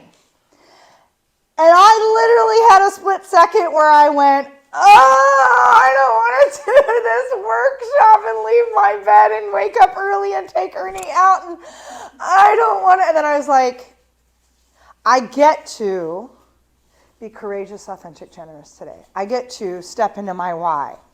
How can I be courageous, authentic, and generous today? And then everything, and now my eyes are going to water. Because as soon as I realize I get to, this is one of my biggest gets, intimate spaces like this where I get to interact and play and engage and hopefully impact a group of emerging leaders. I was like, all right, Ernie, let's get up. Let's go outside. Let's do this. And I played my favorite playlist on the way over and I got myself ready. But I started by asking myself, how do I get to be courageous, authentic, generous today? And then when I go to bed, I'm lay my head on the pillow, I will ask myself, did I show up courageously today? Did I show up authentically today? Did I show up generously today? This becomes my biggest metric for success in my life, and it's the way I get to recalibrate when I get away from my why. Does everybody get that? Do your 3 words resonate? And by the way, if you play with them for a while and you're like, to Stacy's point, that's not the right word. Find the word. Because for me, like, integrity is a huge word for me, but that's embedded in these 2 words. So there's lots of words that have meaning and how I define this, but I'm looking for the word that has the energy. Authenticity, I feel I got pretty dialed in. I am like Candy Barone's Candy Barone. It has been for a long time. My authenticity is pretty generous. I have a very generous spirit. Now, generous and kind or generous and nice are not the same thing. My mom and I had a conversation about this the other day, and by the way, it's in the book that I'm going to offer you guys, the free ebook. She's like, you're not being nice. I said, damn straight, I'm not. Nice and kind are 2 different energies. Kind says, I'm going to tell you what my boundaries are, and be very clear I'm not available for that, and you're not allowed to do that without repercussion or consequence. I find it interesting when someone says, well, that sounds like you're giving me an ultimatum. I'm like, no, it's an ultimatum because you don't like the outcome of the choice you're about to make. I am not doing anything. I am being very clear. I am not available for that behavior, that thing, that whatever. I joke. I tell people, it is very kind for me to say, I had a friend, and I'll give you an example back when I was 17, who used to just poke. And I'm like, Heidi, stop poking me. Heidi, I've asked you, stop poking me. Heidi, I've asked you 3 times now, stop poking me. You poke me again and I'm going to knock you off this bed. Because we were in a hotel room sitting. Because I'm very clear, I'm an accountability person. She poked me again and I went, bam, and threw her off the bed. And she's like, I can't believe you hit me. And everybody's like, Heidi, shut up. What part of Candy asked you 3 times to leave her alone and then very clearly told you what the consequence was if you chose not to? I'm not the villain because you didn't listen or appreciate my boundaries when I said no. Help people say yes and honor their no. Because when you get into a space where, and by the way, as women, we get conditioned way too much to be nice. Do you know, and this is a little side note, but it's in my little ebook. Do you know the root word for nice? The Latin word for nice is nescius. Do you know what it translates to? Ignorant, not knowing, foolish, stupid. It's the most demeaning word we have available to us. And yet we are conditioned over and over again to play nice. Nice and kind. Kind comes from the highest level of love, gratitude, compassion, and grace, and it comes from a place of self-love first. When I tell you that does not feel safe for me, that is not okay for me, and you choose to do it anyway, there is a consequence you get to face because you made a choice, not because I have a boundary. And so I say that because I'm very generous. There are people like, you're not nice. I'm like, you're right, I'm not nice. I am not a nice person. I don't aspire to be nice, but I am deeply, anyone that knows me knows, I will give you the shirt off my back. I will give you everything I possibly can give you in terms of my love, my generosity, and my compassion. But I will also not allow you to steal from me, to violate my boundaries, right? Big difference. So when I say generosity, I'm very clear that that's a kindness equation. It's not a nice equation. It's not about me sacrificing who I am to make your life more comfortable. That's not me being generous. Me being generous is holding you accountable and poking to say, do you really want to be doing that right now? Is that an integrity for you? That's me being generous. Me pushing. I'm a recovering nice person, and Yes, you are. Brene Brown always says, clear is kind. Mm-hmm. So I love that because it's like, Clear is very kind. And I will tell you, nice is a function of wanting to be accepted, not belonging. Real belonging only, and this is all Brene Brown's work, real belonging only happens when you learn how to belong to yourself first. Belonging says, I get to show up as who I am, and you see me for me. Acceptance says, I'm going to twist myself into a freaking pretzel to be who you think I should be. Generous. I'm going to call people out when they're being nice. I'm going to call people out when they're out of integrity. That's generous. I'm helping you step into further alignment for yourself. Now, my generosity doesn't feel like some people's. Mine can feel like a swift kick in the ass. Let's be clear. But that's actually generosity because I'm helping you destroy the noise. I'm helping you break down the fact that you're constantly trying to twist yourself into someone else's version of who they think you should be.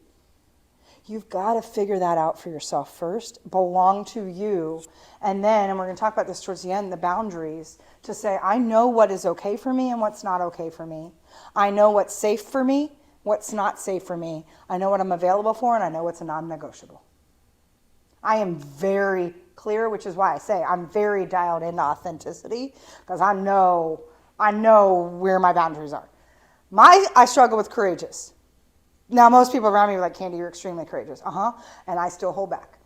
I still play small. I still have spaces where I'm like, Roar! Especially when like a download comes in and says, Candy, you need to have a voice about, and I'm like, smaller. Like, I have had many conversations with the higher powers to be like, could we just do something small in my life? Why does everything I have to be a few megaphone? Where it's like, hey, let me like disrupt everything and like really piss people off. Like, just once. Just once. But that's not how I'm wired. That's not what I'm here for. So I can fight it, or I can step into a space that says, I believe if this scares me, and I remember what a coach of mine said once. When even this morning, I wanted to throw up before I came here. And she said, the day you stop wanting to throw up is the day you should get off stage, or the day you should stop training, or the day you should stop because you don't care anymore. I've been doing this on my own for almost 11 years. I've been doing this for 30 years collective. And still, every time I coach someone, engage with someone, train someone, I want to throw up before I come into this space. It's why I'm a little bit bouncing around in the beginning, because I got to get some energy off of me. Because it requires courage, but I know that means it matters. So again, I know my due north. That being said, do you know are those words your due north?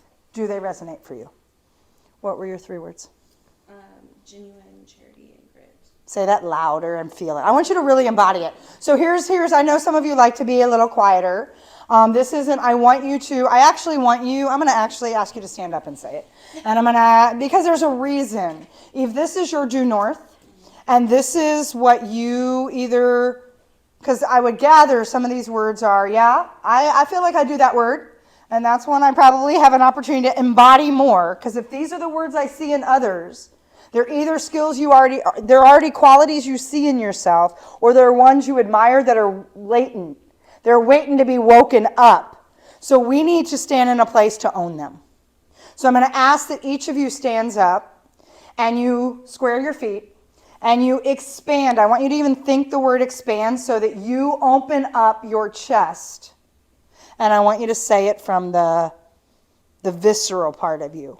And I want you to just say your words with, even if you got to close your eyes because you don't want us to have everybody else watch you, I want you to feel those 3 words for yourself so that you can feel if they're the right words for you.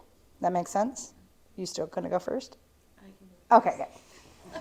I can be brave. Yay! All right, genuine, charity, and grit. Okay, one more time, and I want you to really open up. Breathe it in, and I don't want you to just say it from your head. I want you to really, you can slow it down. I want you to feel it in the soul space of your being. I want you to, nobody's watching you. I want you to really just feel those words and like the embodiment of what they would mean to you. Like I'm going to cry thinking about it. When I stand in a place and I'm like, courageous, authentic, generous. I know what that means in my own like coding in my body. I want you to bring it into your body and I want you to speak it from there. Does that make sense? Okay. All right. Genuine, charity, grit. Do you feel the difference? Do you all feel the difference? Ooh, that just felt really delicious. Doesn't that feel good? Are those your words? Okay. What I would offer, and I'll tell you guys what to do with this afterwards. So thank you for that. Who wants to go next? Thank you. Because I was going to say, when I say who wants to go next, that is an open invitation that y'all are going to do this. No hiding in my trainings. Dependable, kind, and fun. Great. I want you to do that one more time. And I want you to slow it down a little bit because I feel it from you. But I want to feel it from you. And I want you to really get into that juicy part of you where you like, we all felt it from you, but I didn't quite feel that you felt it from you. Okay. Dependable, kind, and fun. Awesome. Do you feel it? I follow hers because that's how she shows up. Yeah, but did you feel the difference for you the second time? Yeah. Yeah. Are those your due north? Yeah. All right. I love that. Thank you. Who's next? Batter up. A mother, overcomer, and unconditional love. Okay, now I want you to feel them, not read them. What are those words? And tell me, and I want you to bring it in from the deepest part of you. A mother,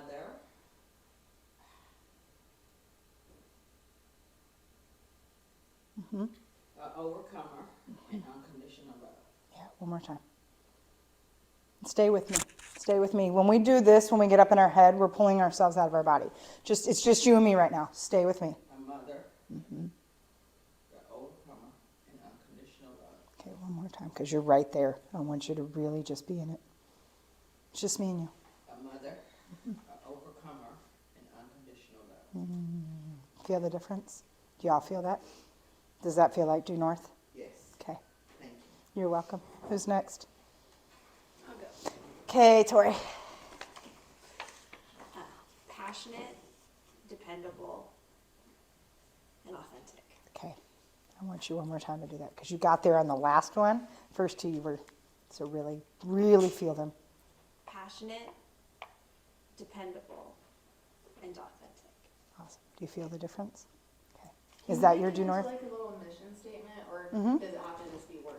Like It can be- 3 words in a statement. You can, yes, because we're actually going to move it into that in a minute too, but you can totally do I that. just didn't- By the way, you can do this any way you want. Just because I offer you, you get to make up your own rules, so I love that. Do you want to share yours now since you said that? Yeah. Okay. Because and actually, Stand up, these please. words are what these people are, but it actually changes when we're talking about like how we feel the words. Yep, and I'm going to give you a statement to make in just a minute that's going to find a way to bring this home. Well, I did do 3 words, so I can change the statement however, but Okay. I just made it a statement. My standard of integrity is to lead by example with courage, authenticity, and grace. Great, and what I want you to do is I want you to slow down. I want you to really get into your body, Stacy. And I want you to feel every word of what you just said. Because that's a beautiful statement, but you just like drove by it. My standard of integrity is to lead by example with courage, authenticity, and grace. Great, now just say your 3 words and really feel them. Courage, authenticity, and grace. One more time and slow down. Courage, courage, authenticity, and grace. One more. Really, I know for you that's hard, but I really, really, really want you deliberately, I want you to slow down like times 20 what you would normally slow down, and really deliberately just get into your body, Stacy. Courage, authenticity, and grace. Awesome. Do you see why I made you do that? First of all, because it allows other people to meet you where you're at. And we feel that now. That's beautiful. Thank you. Who's next? Go ahead. Because I'll just call you out. My standards of integrity are loving, empathetic, and resilient. Awesome. Now I want you to say it like you believe it. Loving, empathetic, and resilient. Is that your due north? Yes. Yeah, one more time for me. And I want you to really let yourself be grounded instead of the, like, just you and me. Just say it like you were speaking in a mirror right now to yourself. Loving, empathetic, and resilient. Ooh, see how that just dropped in? Okay. By the way, a great exercise in the mirror for yourself. And if you have it, no, we got two more. No, trust me, I'm all good. I'm just interrupting. I'm giving people a minute of space because everybody's been practicing in their head and we're going to disrupt some energy for a minute. But an exercise I'm going to offer you twofold. One, I would say start. Some of you, one of the hardest exercises I've ever done, and sometimes still hard, but also one of the most profound things I've done is in the beginning of the day and the end of the day. I do this before I put any makeup on, which most days I don't wear makeup. But when I first get out of bed, and before I go to bed when I'm tired and whatever, I make eye contact with myself in the mirror directly as if I were talking to a small child. And I will say, Candy Barone, my child, I love you. You are a powerful child of God. You were here for, and I will fill it, and I will just see me eye to eye. Most of us I look at myself in the mirror. No, you don't. You look at your eyebrows, you look at your eyelashes, you do not look at yourself. When you do, you look at all your flaws and all your stuff. You don't make eye contact with yourself in the mirror. I guarantee it. This is an opportunity for you to lean in and love on yourself and then end with your 3 words. Today, I choose to be courageous, authentic, and generous. And at the end of the day, I know I was courageous, authentic, generous. Candy Barone, I love you. You are a powerful child of God, and you did the best you could today. You get to leave it on the table. Maybe we should change our titles on When I Work to our 3 words. All right, we got 2 more. Don't think I didn't see y'all. Who's up? All right, stand up, please, and I want you to embody this. My words, I am chill, I'm strong, and I'm hardworking. Awesome. Okay, now I want you to just really let yourself get grounded in that. Slow it down, and I want you to feel it. I am chill, I'm hardworking, and I'm strong. Awesome. Does that feel like due north for you? Okay. Enid, last but not least, right? Yep, I got everybody else. Okay, I did get everybody. Everybody else went, right? Did you? Yeah, you went. all right. Yes, you did. My 3 words are integrity, compassionate, brilliant. Okay, great. Now I want you to project that out, and I want you to feel and trust that you know those words. I am a person of integrity, compassionate, brilliant. Okay, one more time. I'm a person of integrity and compassionate, and I'm brilliant. Love that. Does that feel like due north? Yes. Awesome. Okay, so to that point, we're going to move this into a very powerful why statement. How's everybody feeling right now? So good. So good? How many of you, some of you are like, oh my God, what did I get myself into? Why? I'm waiting for her to be done. That's fair enough too. If any of you are just counting down the minutes till I'm done, I totally get it. Because I will tell you, usually I start a workshop, and I didn't do that today, and I'm surprised I didn't. Usually I start a workshop to say, my number 1 objective today is to make you uncomfortable. And usually I check in, has anybody been uncomfortable yet today? Because if not, I will totally level this up and bring a whole, we could do some contact exercises. I'm just saying, because here's the reason why. Again, courageous, authentic, generous. If I'm not pushing you out of what feels comfortable, I'm not adding a whole lot of value. So if at some point you're not feeling uncomfortable in today, that's okay. If you are not feeling uncomfortable in some way, make sure, tell her to watch the rest of this. Yeah, that's what she said, yeah. Okay, perfect. Because she'll want to, for sure. Oh, yeah. So if you're not feeling uncomfortable, either one of two things. I'm not going high enough for you, which I'm guessing is probably not, or you're not leaning in. Because I guarantee this is uncomfortable. It's an opportunity to get honest with ourselves, right? So let's talk about then the why statement. The why statement is what I want you to think about creating for yourself that goes like this.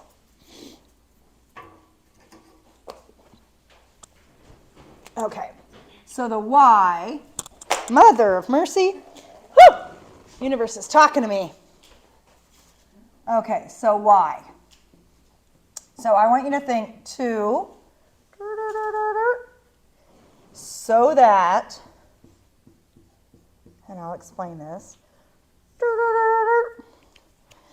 The two is, this is my contribution. And this is the impact of that contribution. Does that make sense for everybody? So what is it you want this year to represent for you? I want to do what, or to be what, so that this impact happens. I want you to think about, what would your why statement be? To blank, so that blank.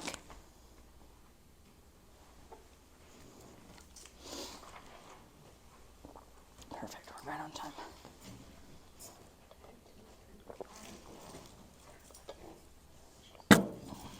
If you want another card, you can put it on a card. No, I lost my pen. Oh, I need another part. Mm-hmm. Whatever color you would like. Anybody want to put it on a card? You can use a card if you want. Or on the back. Or there's other cards. But to what, so that what?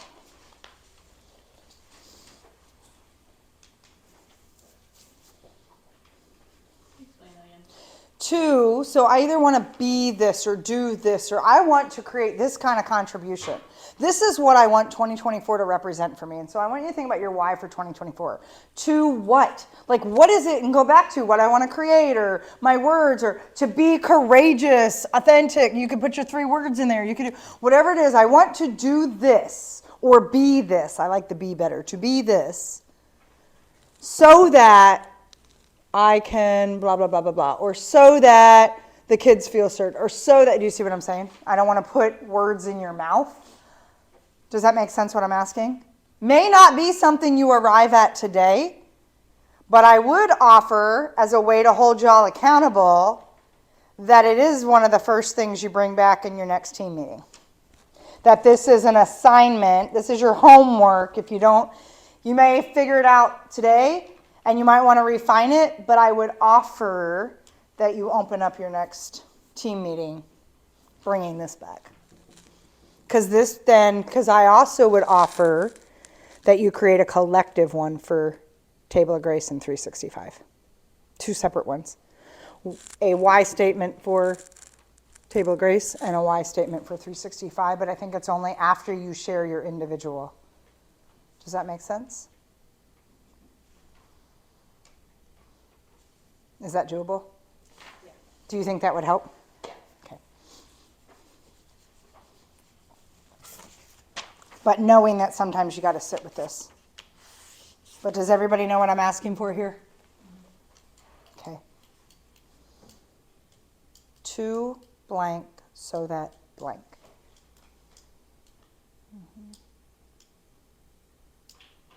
Does anybody know what theirs is right now? Yeah? What's yours?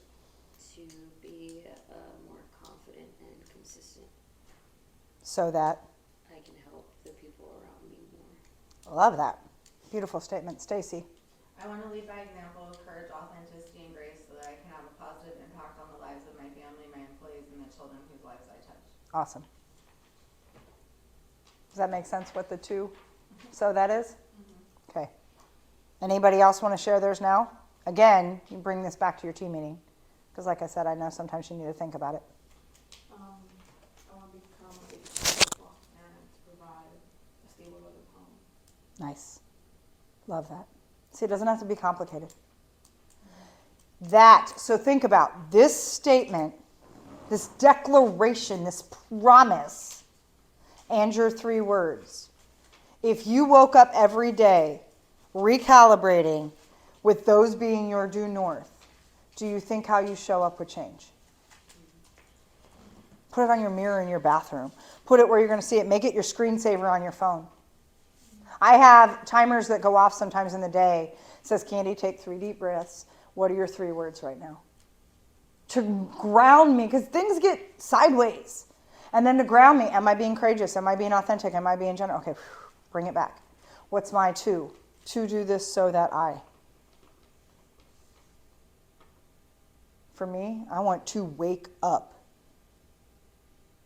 dormant transformational leaders, emerging leaders, so that we can change the conversation around leadership and shift consciousness.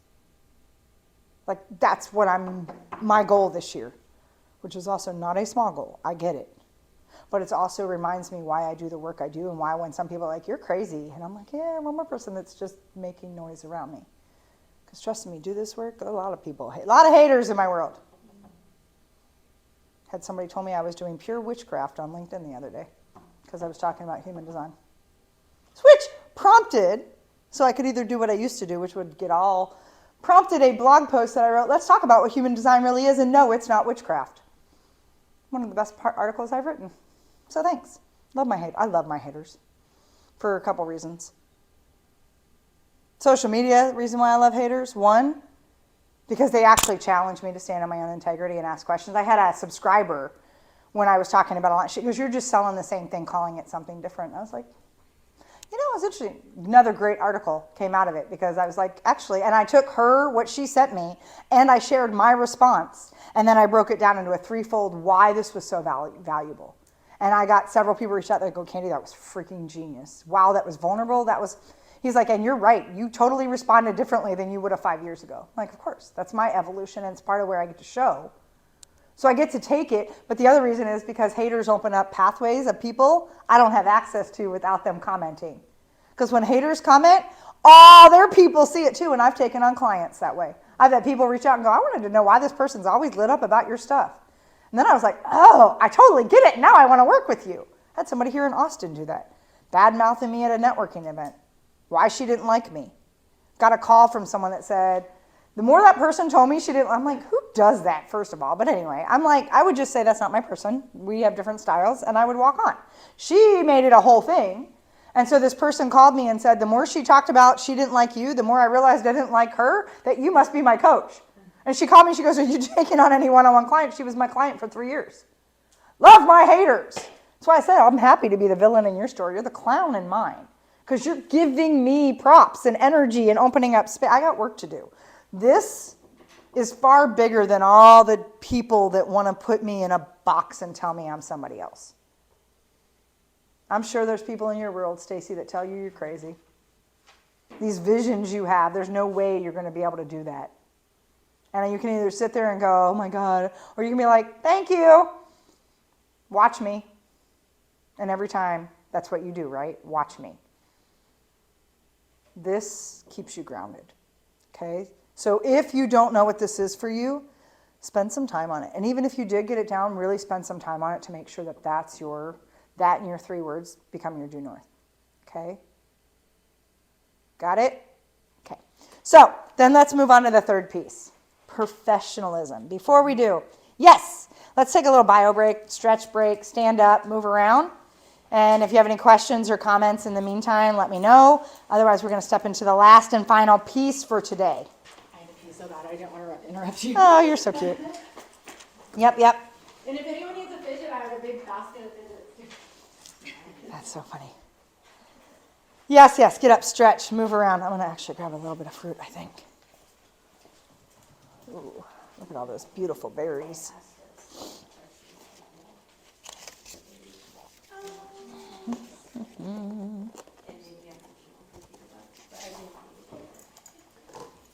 Man, some of y'all don't like pineapple. Everything else went. Wow. I was going to say. Oh, really? I was going to say, man, there's like all the strawberries are gone and this poor little pineapple are all sitting there. It's making me like so emotional. Challenging conversations, difficult environments, how you show up outside of Table of Grace and 365. It matters, right? And so let's talk about professionalism. And again, just to kind of keep consistency, we're going to break this down into 4 elements, okay? So the first element when you look at professionalism is responsibility, okay? Are you taking responsibility for your choices and actions? Or are you just sort of doing them by default? Are you showing up to be intentional? Are you showing up to have the difficult conversation when they need to happen? Holding others and yourself accountable. Okay? So when we talk about responsibility, we automatically have to talk about accountability as well. Professionalism says, I'm going to show up from a leadership perspective always. Sometimes it can get really easy to want to be, and so this is one of the things we're going to talk about as we go across, but I want the kids to like me. I want to be friends with the kids. And what I want to talk about, and this is an opportunity when we get to the last one, which is about boundaries. You're not here to be their friends. You're here to be their guide, their mentor, and their safe space. You're here to be the authoritative container that allows them to feel safe. So friendly and being friends are 2 different things, for example, right? And sometimes we have to do the things that are uncomfortable, that are difficult, that suck. And someone's going to be like, I mean, just like if you're a parent, I hate you. Great, at least I know you're safe. It's not about being liked. It's about being respected. Okay? That requires you taking an ownership in your own responsibility and your own, how you're holding you and your team members accountable. You got to be able to say, and I'll just use Stacy because I know Stacy. Well, Stacy, whoa, that doesn't feel like, it's one of the reasons why we're sharing our words, and that doesn't feel like that's in alignment for you, or that you're being in integrity right now, or you know what? We got to have that conversation with either another team member or with one of the kids. We can't just hope this goes away, right? You got to hold each other accountable in it. Okay? The next one.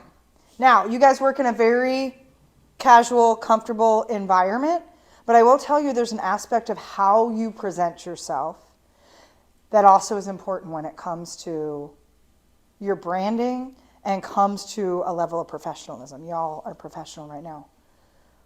And I know, because I've met other staff members, and there are times where people may be crossing a line. You're not here to dress like the kids. You're not here to fit in. There is a level of you do create some sense of authority by how you show up and how you dress. Are you coming in clean? Are you coming in organized, looking like you didn't just roll out of bed? Are you coming in covered, right? And some of these things are like here, they're just reiterating because these are, and when I look at professionalism, the 4 buckets. Not saying that you guys are not doing these right. I'm just putting these out here as a lens because sometimes we do walk a line. And we've gotten very casual in our culture collectively. But when you're too casual, it's hard for someone to take you seriously. It's hard for someone to see you as an authority. I've had kids at the shelter where I because I dress pretty casual most of the time, but there was one day where I did my makeup, did my hair, I tried a little bit. They're like, wow, you look like a grown up today. I was like, thanks. Yeah. Thanks for Yeah. that. Yeah, and I get that because I've shown up on I'll wear a baseball hat. Like I said, I don't wear makeup a lot of times. Not saying you have to be made up. I am saying though, are you coming in with torn clothes? Different Saturday, right? It's okay. But you know what I mean? Are you coming in looking like you've got big old stains on your shirts and rips here and not purposeful, hey, this is a style, but I'm showing up because I rolled out of bed because I didn't prepare. Do I look disheveled? People don't take you seriously when you show up and don't look like the part. And again, you have a comfortable thing, Stacy. Ooh, I totally want to say something about that. That is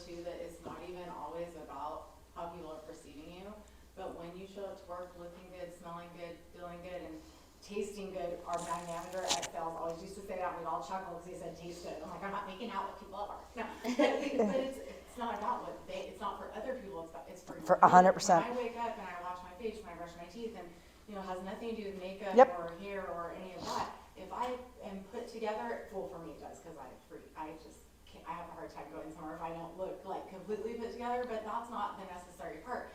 It's the part that Yep. you are put together. You brush your teeth, you feel good, and that's as much for you as it is for other people. Right. Because you will feel better if you are showing up. When you go back to that original model that I showed you, when you want to pump up and prime your belief and your courage, I will tell you, and this is going to be a challenge, the days where you feel least connected to your why and it's the hardest day to come into work is the day I would offer you spend more time in your appearance and amp it up. To Stacy's point. Because if you look, you're like, man, you know what? I feel like crap. I'm putting on makeup today because all of a sudden something, every time you catch a glimpse of yourself, every time it boosts you up. Because what happens is oftentimes we look really good on the days we feel really good, and the days we feel crap, we look like we just rolled out of bed, our hair's flying a million miles, and we got the back, like we look the part. I would actually offer that the days you feel the worst or the days that are hardest, give yourself that extra self-love. Whatever that looks like for you, it will matter in your confidence. It will matter in how others perceive you. Because do you think people feel your energy when you come all in with your tail between your legs and you're just like, I hate this job and I don't want to be here and these kids suck and oh my God, why am I doing this? And oh, do you think anybody feels that? Mm-hmm. Do you think that affects how they receive your authority? Versus, I feel like crap. Like I said, I woke up this morning. It was cold, y'all. I don't do cold. It's Saturday. I had to get up early to make sure my dog went to the bathroom when it was extra cold so that I could be here on time. Would it have been different if I would have come in with that initial energy than what I shifted and came into? I even pulled my hair back in a ponytail, but I put makeup on because I was going to just put my blue light glasses on and be like, I just want to curl it. And I'm like, no, you are putting on eye makeup, putting on, to Stacy's point. The day I don't want to put on makeup, it's cold. I'm like, it's going to get all over my black sweater. Like, no. I put a little extra forth because I was having a hard time getting moving this morning. Do you see that correlation? Again, it's that space of, do you feel confidence and are you asserting a sense of authority? Because there does need to be a separation between you and the kiddos. And most of you in this room don't look your age. None of you in this room look your age. Michael Jordan talks about that a lot, how he was dressing when he was on the team, and there were a bunch of basketball players, everyone's wearing shorts and this and that, and he was in a suit. Yep. Every time they went anywhere, he was in a suit. And he talks about this all the time, how he was set apart from everybody else because of how he showed up. And you don't have to, wear a suit when you're on a basketball team. No. But it's just that extra. It's that extra consideration that says, am I showing up from a place to lead? Do we get it right every day? No. And does it mean we can't be casual? No. Business casual has a place. Casual has a place. But there is adult casual and there's kid casual. You get what I'm saying? So then again, it's presentation. Am I presenting myself in the way that I want to that feels an integrity with how I'm showing up? Okay? Language. Really easy to get sucked into the language of our kids. And the drama and the stuff and be really mindful that your language is elevated as well. Both in terms of how you give feedback, how you communicate to each other, but more importantly, how you're engaging with those that you have authority over.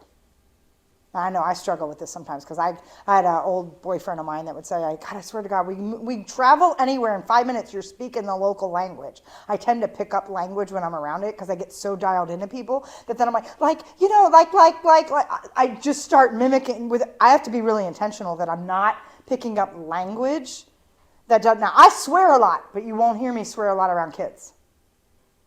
Okay? Language is really important when you're talking about professionalism. Being clear that you're having a language of leadership. Okay? And just some things to be considering when you think about your brand and how you have an opportunity to elevate that, right? And again, it's around communication. What's your sign? My sign? Your zodiac sign? My sun you a and water sun, sign? my sun and sun rising is Cancer, and my moon is Sagittarius. And so, yes, I am all of that at a bag of chips. Yes. That's why you, what is it? When you said you mimic language, that's like a water sign. Too. Yes, it is very much. I'm Yeah. a water sign too. Are you which one? Pisces sun, Cancer rising, and then Capricorn moon. Oh, yeah. It's a lot of water. but very true. I really have, I get so dialed into people empathetically that like I had a guy in college, he would blink when he talked, that I would find myself blinking when I talked with him. And I had to stop because I didn't want him thinking I was making fun of him. I was just so, you become a mirror. You're a reflection in that water. So knowing little things about yourself, I'm like, okay, pay attention to if you start mimicking mannerisms, because again, that can be very off-putting for someone who's like, oh great, now you're making fun of me. And I'm like, I'm actually not making fun of you. I'm so dialed into you that I'm just reflection. But they don't understand that. That's a whole different. So then I have an opportunity. This is where the responsibility comes. And by the way, if we ever did all of you, I've done some of your human designs, like Tori's work together. If we were to look at and do an assessment in that capacity, understanding different wiring, you can't change the fact that we all have different ways we receive information, we receive energy, and when you recognize, ooh, this is the way I show up, I kind of have a vibe, I have an energy, you can either be like, well, that's just who I am, like it or leave it, not being responsible. Or you can say, I understand that that's how I show up. Is that going to help create influence and impact where I'm at, or is that going to... Because I get, like, for example, if you look at my chart, I have a lot of definition. I have a big vibe. And I have to watch sometimes going into spaces I don't know. My energy walks in the room before I do. And I had a leader of mine once say to me, speaking of professionalism, when I was in corporate, she said, Candy, you have this energy. You can either walk in a room and lift them up, or you can walk in a room and like completely take the wind out of their sails. And you don't have to say a word. And my very immature, unprofessional response to her at that time was, that's not fair. I don't need that responsibility. It is not my fault that everybody can't. And she goes, And she said, when you're done with all the bullshit going on right now, and for someone who keeps saying, you know you have a big purpose, you might see it standing right in front of you. Took me a little while to spiral on that one. And then I got what she meant. Just because I have an energy that does this doesn't mean I get to show up that way without taking responsibility for it. What's going on up there? Or like going back and forth in front of our. With a bunch of dogs. Oh, they They must got have. it. Okay, I was like, are they trying to come here? Yeah. Sorry. No. I tell you, it's shiny squirrel. I've done the same thing. So I just say that because I could have I can be like, well, it's not my problem that everybody, or I can recognize that I know I have an energy that can and I can ground myself before I come in a room and say, do I want to lead my living legacy and show up in a way that lifts this room? Or do I want to walk in and like gut everybody, which would break my heart. If I really knew that I walked in a room and leveled the room, in hindsight, that makes me sick. I hate when my energy then that's not me being responsible to say, I'm at a 20 today, maybe I should like check myself, or I need to get back to my why. Do you see what I'm saying? Your language is a function. Okay? And then boundaries. And we've talked about this a bit. What's safe for you? What's not safe for you? What's okay for you? What's not okay for you? What are you available for? What is a non-negotiable? Because the thing is you got to establish firm lines for you so that you can be the embodiment of whatever this is for you, right? That space, because leadership is a what? Choice, right? It's also everyone's opportunity. It is not a function. Stacy is not the only leader in this room. Tori is not the only leader in this room. Leadership is a function of how you choose to show up, how you choose to serve others, and how you choose to take personal responsibility inside those two spaces. You can lead always from where you're at. Sometimes leading says, I'm not able to, I need support, I need help, or wow, the best I can offer is 30% right now. I'm giving everything, I need some grace. Leadership says I'm taking care of me and leading myself first. So leadership is a choice. It is everyone's opportunity. It is a team sport. And the only way leadership happens is when you lead yourself first. You've got to know what your boundaries are in order to do that. Clarity is kind. I don't appreciate the way you're talking to me. That doesn't work for me. You have to be able to have those conversations. Now, you come from a place of love. You come from a place of understanding. But every time you say it that way, I feel I shut down. Is there a different way we can approach subjects like this? Right? You're taking responsibility. Does that make sense for everybody? Helpful? Okay. So we're talking about leadership, right? The clicker only likes because my thing's on the other side. So, some of you might remember this from last time, but I'm going to actually give you the visual this time. How you communicate. First one, think before you speak. So some of you might remember I did this at the end last time as well. Is it true? Is it helpful? Is it inspiring? Is it going to be a place to inspire change, inspire solution, inspire question? Is it necessary? Is it kind? Before you think you got to just bleh, pause, think before you speak, and frame it from this position. Make sense? The other one is you want to lead for growth. Okay?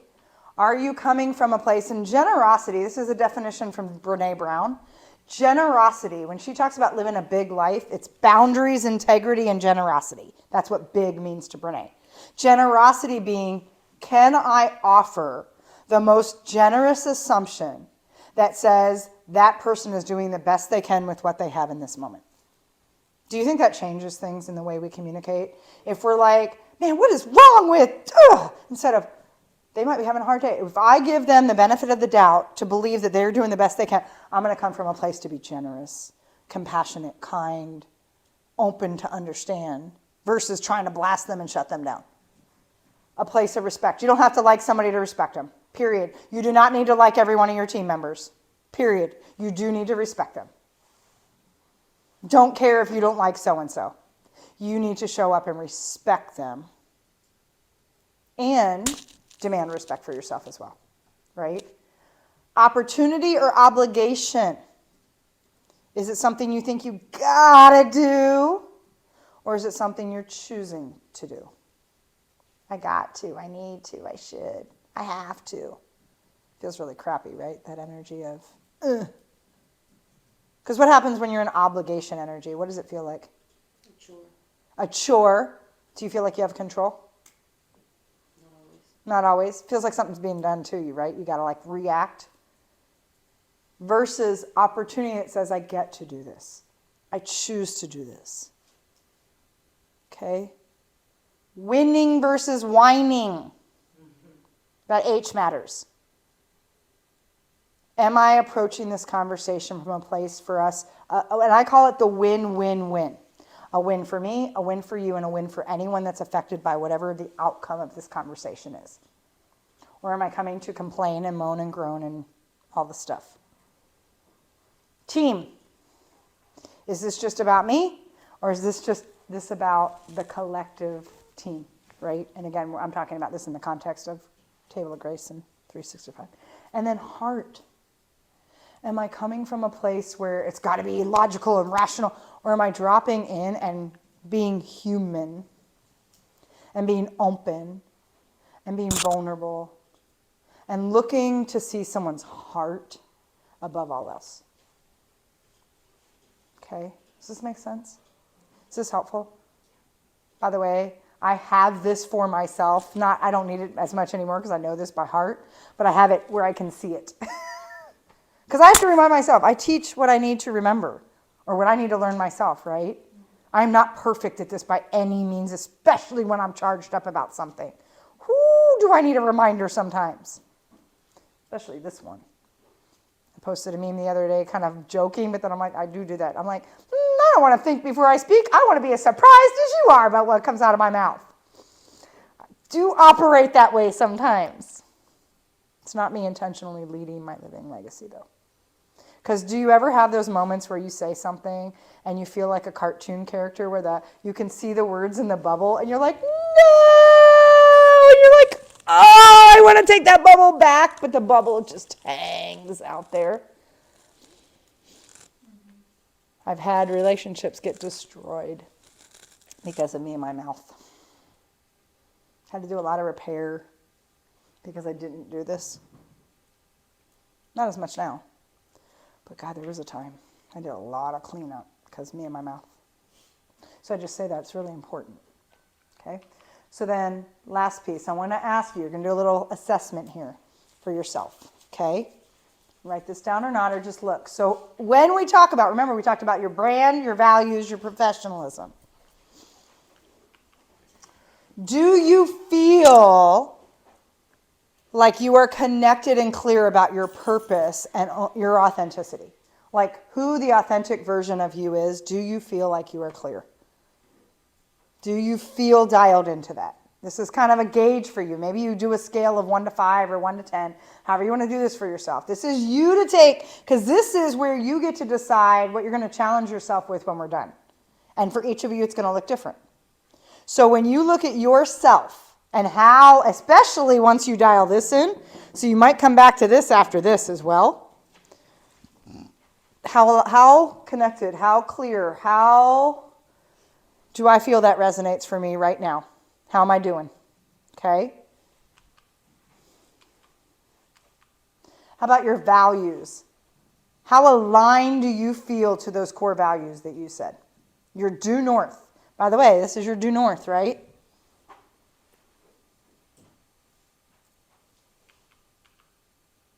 Perception and legacy.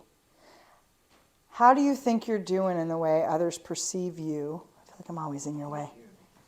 Your reputation. Are you walking your talk consistently? Are you intentionally leading your living legacy, or are you letting it happen by default? Are you intentional about the impact you want to create? Okay? So grade yourself on those. Core values. Do you feel like your 3 core values speak to who you truly are and who you are choosing to be? So next level version of you. Do you feel those 3 values are aligned and on point? Are you able to use those 3 values as your own internal due north? Are they a recalibration point for you? Okay. And then on the professional, how are you doing with taking personal responsibility and holding yourself and others accountable? How about how you show up? Do you feel you are presenting the best version of you in the role you have and the way you want to be perceived? And for your own confidence, to Stacy's point. Are you priming the tank? How about your language? How you're communicating? Are you trying to fit in? Or are you using leadership language and being intentional? And then boundaries, your own leadership.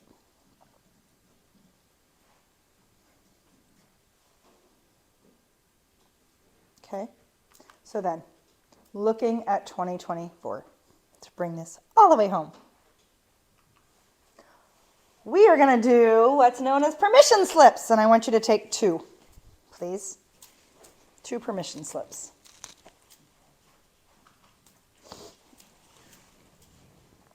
Please.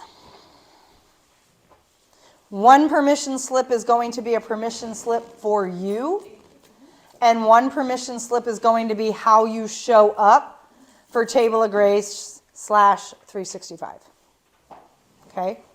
So the first question, the one for you, the question is, what will you give yourself permission to either do or stop doing for yourself to bring yourself into a bigger alignment with the brand of who you want to be? So what's one thing you're either going to start doing, you're going to give yourself permission, you're making a declaration and commitment. What's one thing walking out of this workshop today? What's one thing you're going to do or stop doing for yourself to feel more in integrity with the brand of you. Okay, so that first permission slip is for you. I'll give you a minute for that.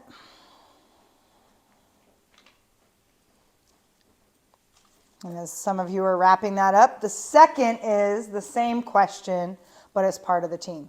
What's one thing you're going to do or stop doing that you're going to give yourself permission for when it comes to Table of Grace or 365?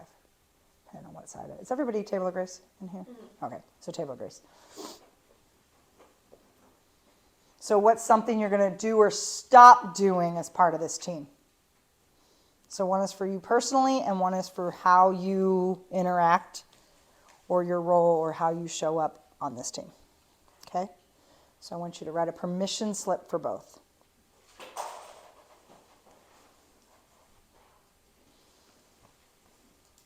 Okay.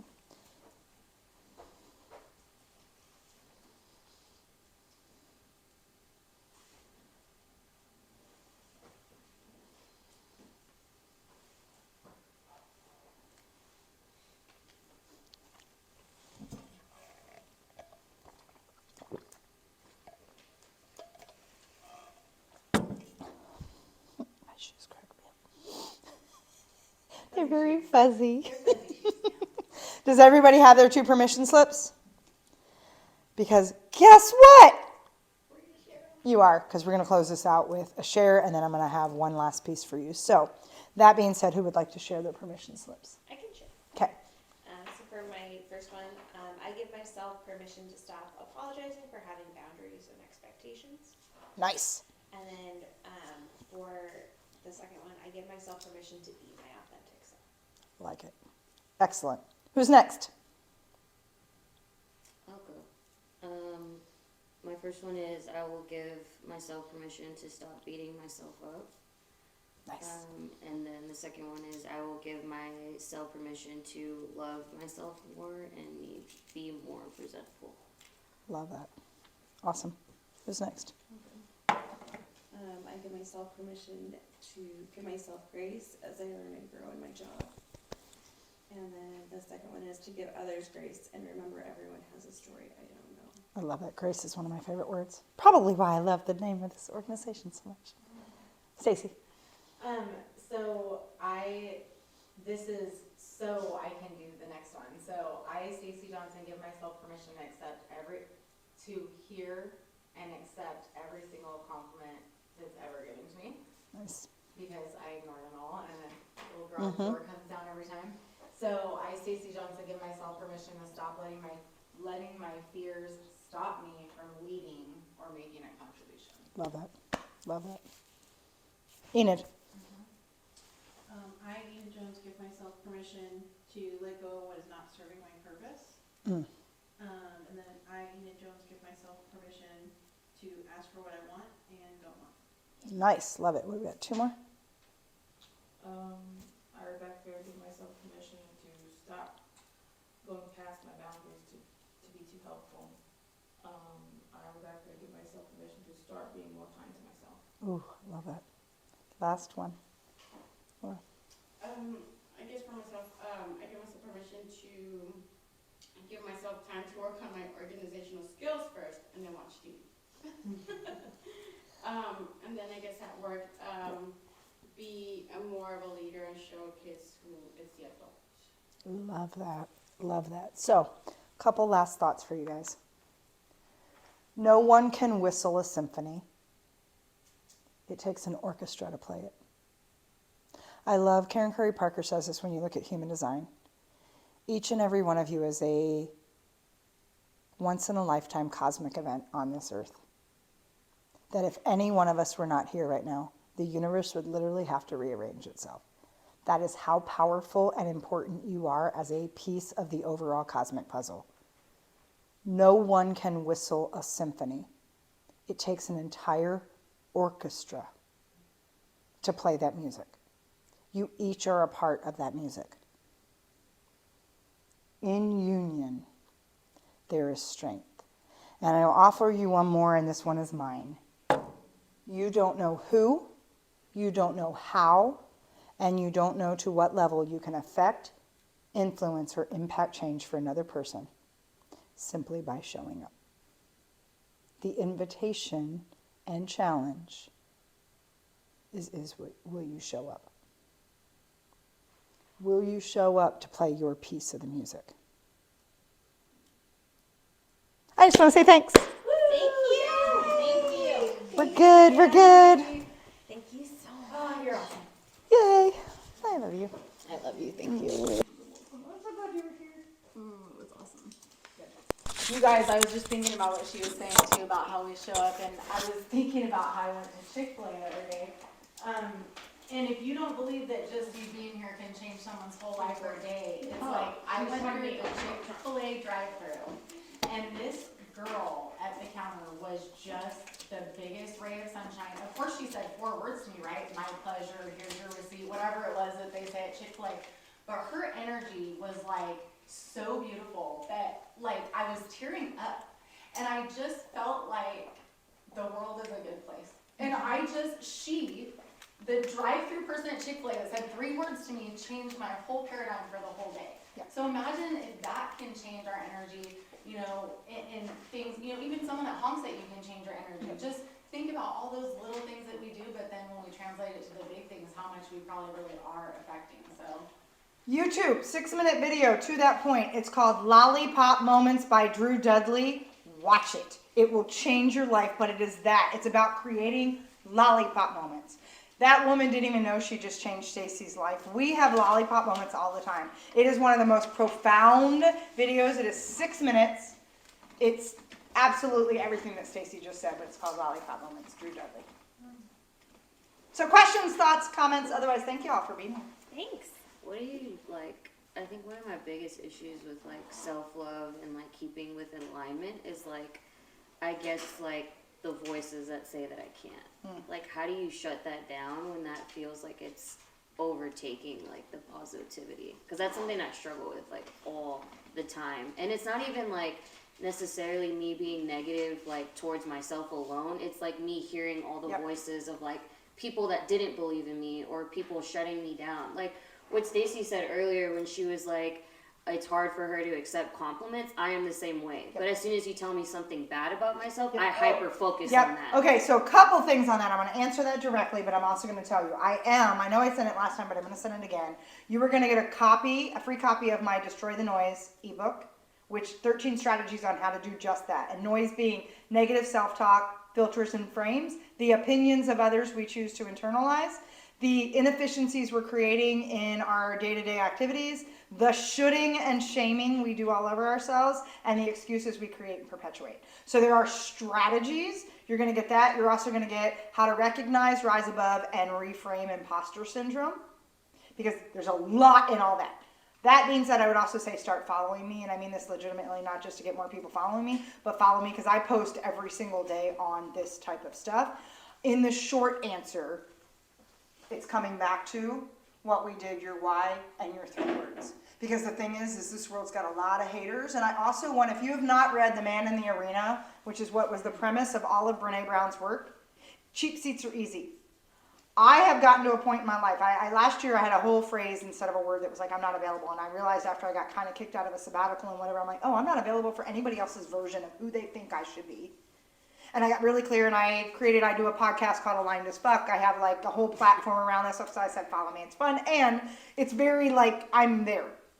The reason I say that is because I got very clear that there are a lot of people that got a lot of things to say, but then I realized you haven't even learned how to drive the car. You sure don't get to, you can't put gas in it. You don't know how to drive it. You don't get to tell me squat. I have people that constantly say, Candy, this is how you should run your business. You know what my first response is? What business have you run? Well, nope, you are not even in the arena. So Brene Brown, and I have extended her quote, because she says, if you're not in the arena, I'm not interested. You know, my version is, if you are not in the arena, getting your ass handed to you, dusty, marred, bloody, face down on a consistent basis, I am no longer interested, nor am I available for your version of any way my life should be run. It is really easy for people who sit in the cheap seats, who have never taken a risk. Because think about, one of the things that I tell you in that book is, Who are you hearing that from? Is it from people you even know, like, trust, and respect? Because a lot of times we internalize stuff when we really were, if we took a space back, we're like, no, I don't want to live like that person. I don't even admire them. I don't like them. I don't know them. And if you answer yes to any of those, you're like, do I want my life to look like theirs? Nope. Then you know what? I don't hear anybody that's not ahead of me. Because you know what? Here's a real fact. No one ahead of you is criticizing you. Because anyone that's playing a game ahead of you doesn't waste their time looking back criticizing. So no one ahead of you, if you're perceiving that someone's ahead of you, no one's criticizing you. The only people criticizing you are the ones that don't have the courage to step into their own. And I tell people, leadership is a stance. It's a stance like this, always. It says, my hand is always out and open for those ahead of me to guide me, mentor me, lead me, show me what I don't know, inspire me. And my hand better be open, reaching back for anyone that wants to come along that I can lift along the way. Leadership is a function of you leading from where you're at. And if you need to, come back to put this in a place where you see it. Put your 3 words where you see it. And then ask yourself, is what they say aligned to that? Does it align to that vision? Then no. Are they in the arena with me? No. It gets really easy to start dropping out that noise when you start going, wait a minute, I don't even respect how you live your life. I don't want your life. I don't want to be miserable like that. Then why am I getting counsel and advice from you? Everybody tells me how to run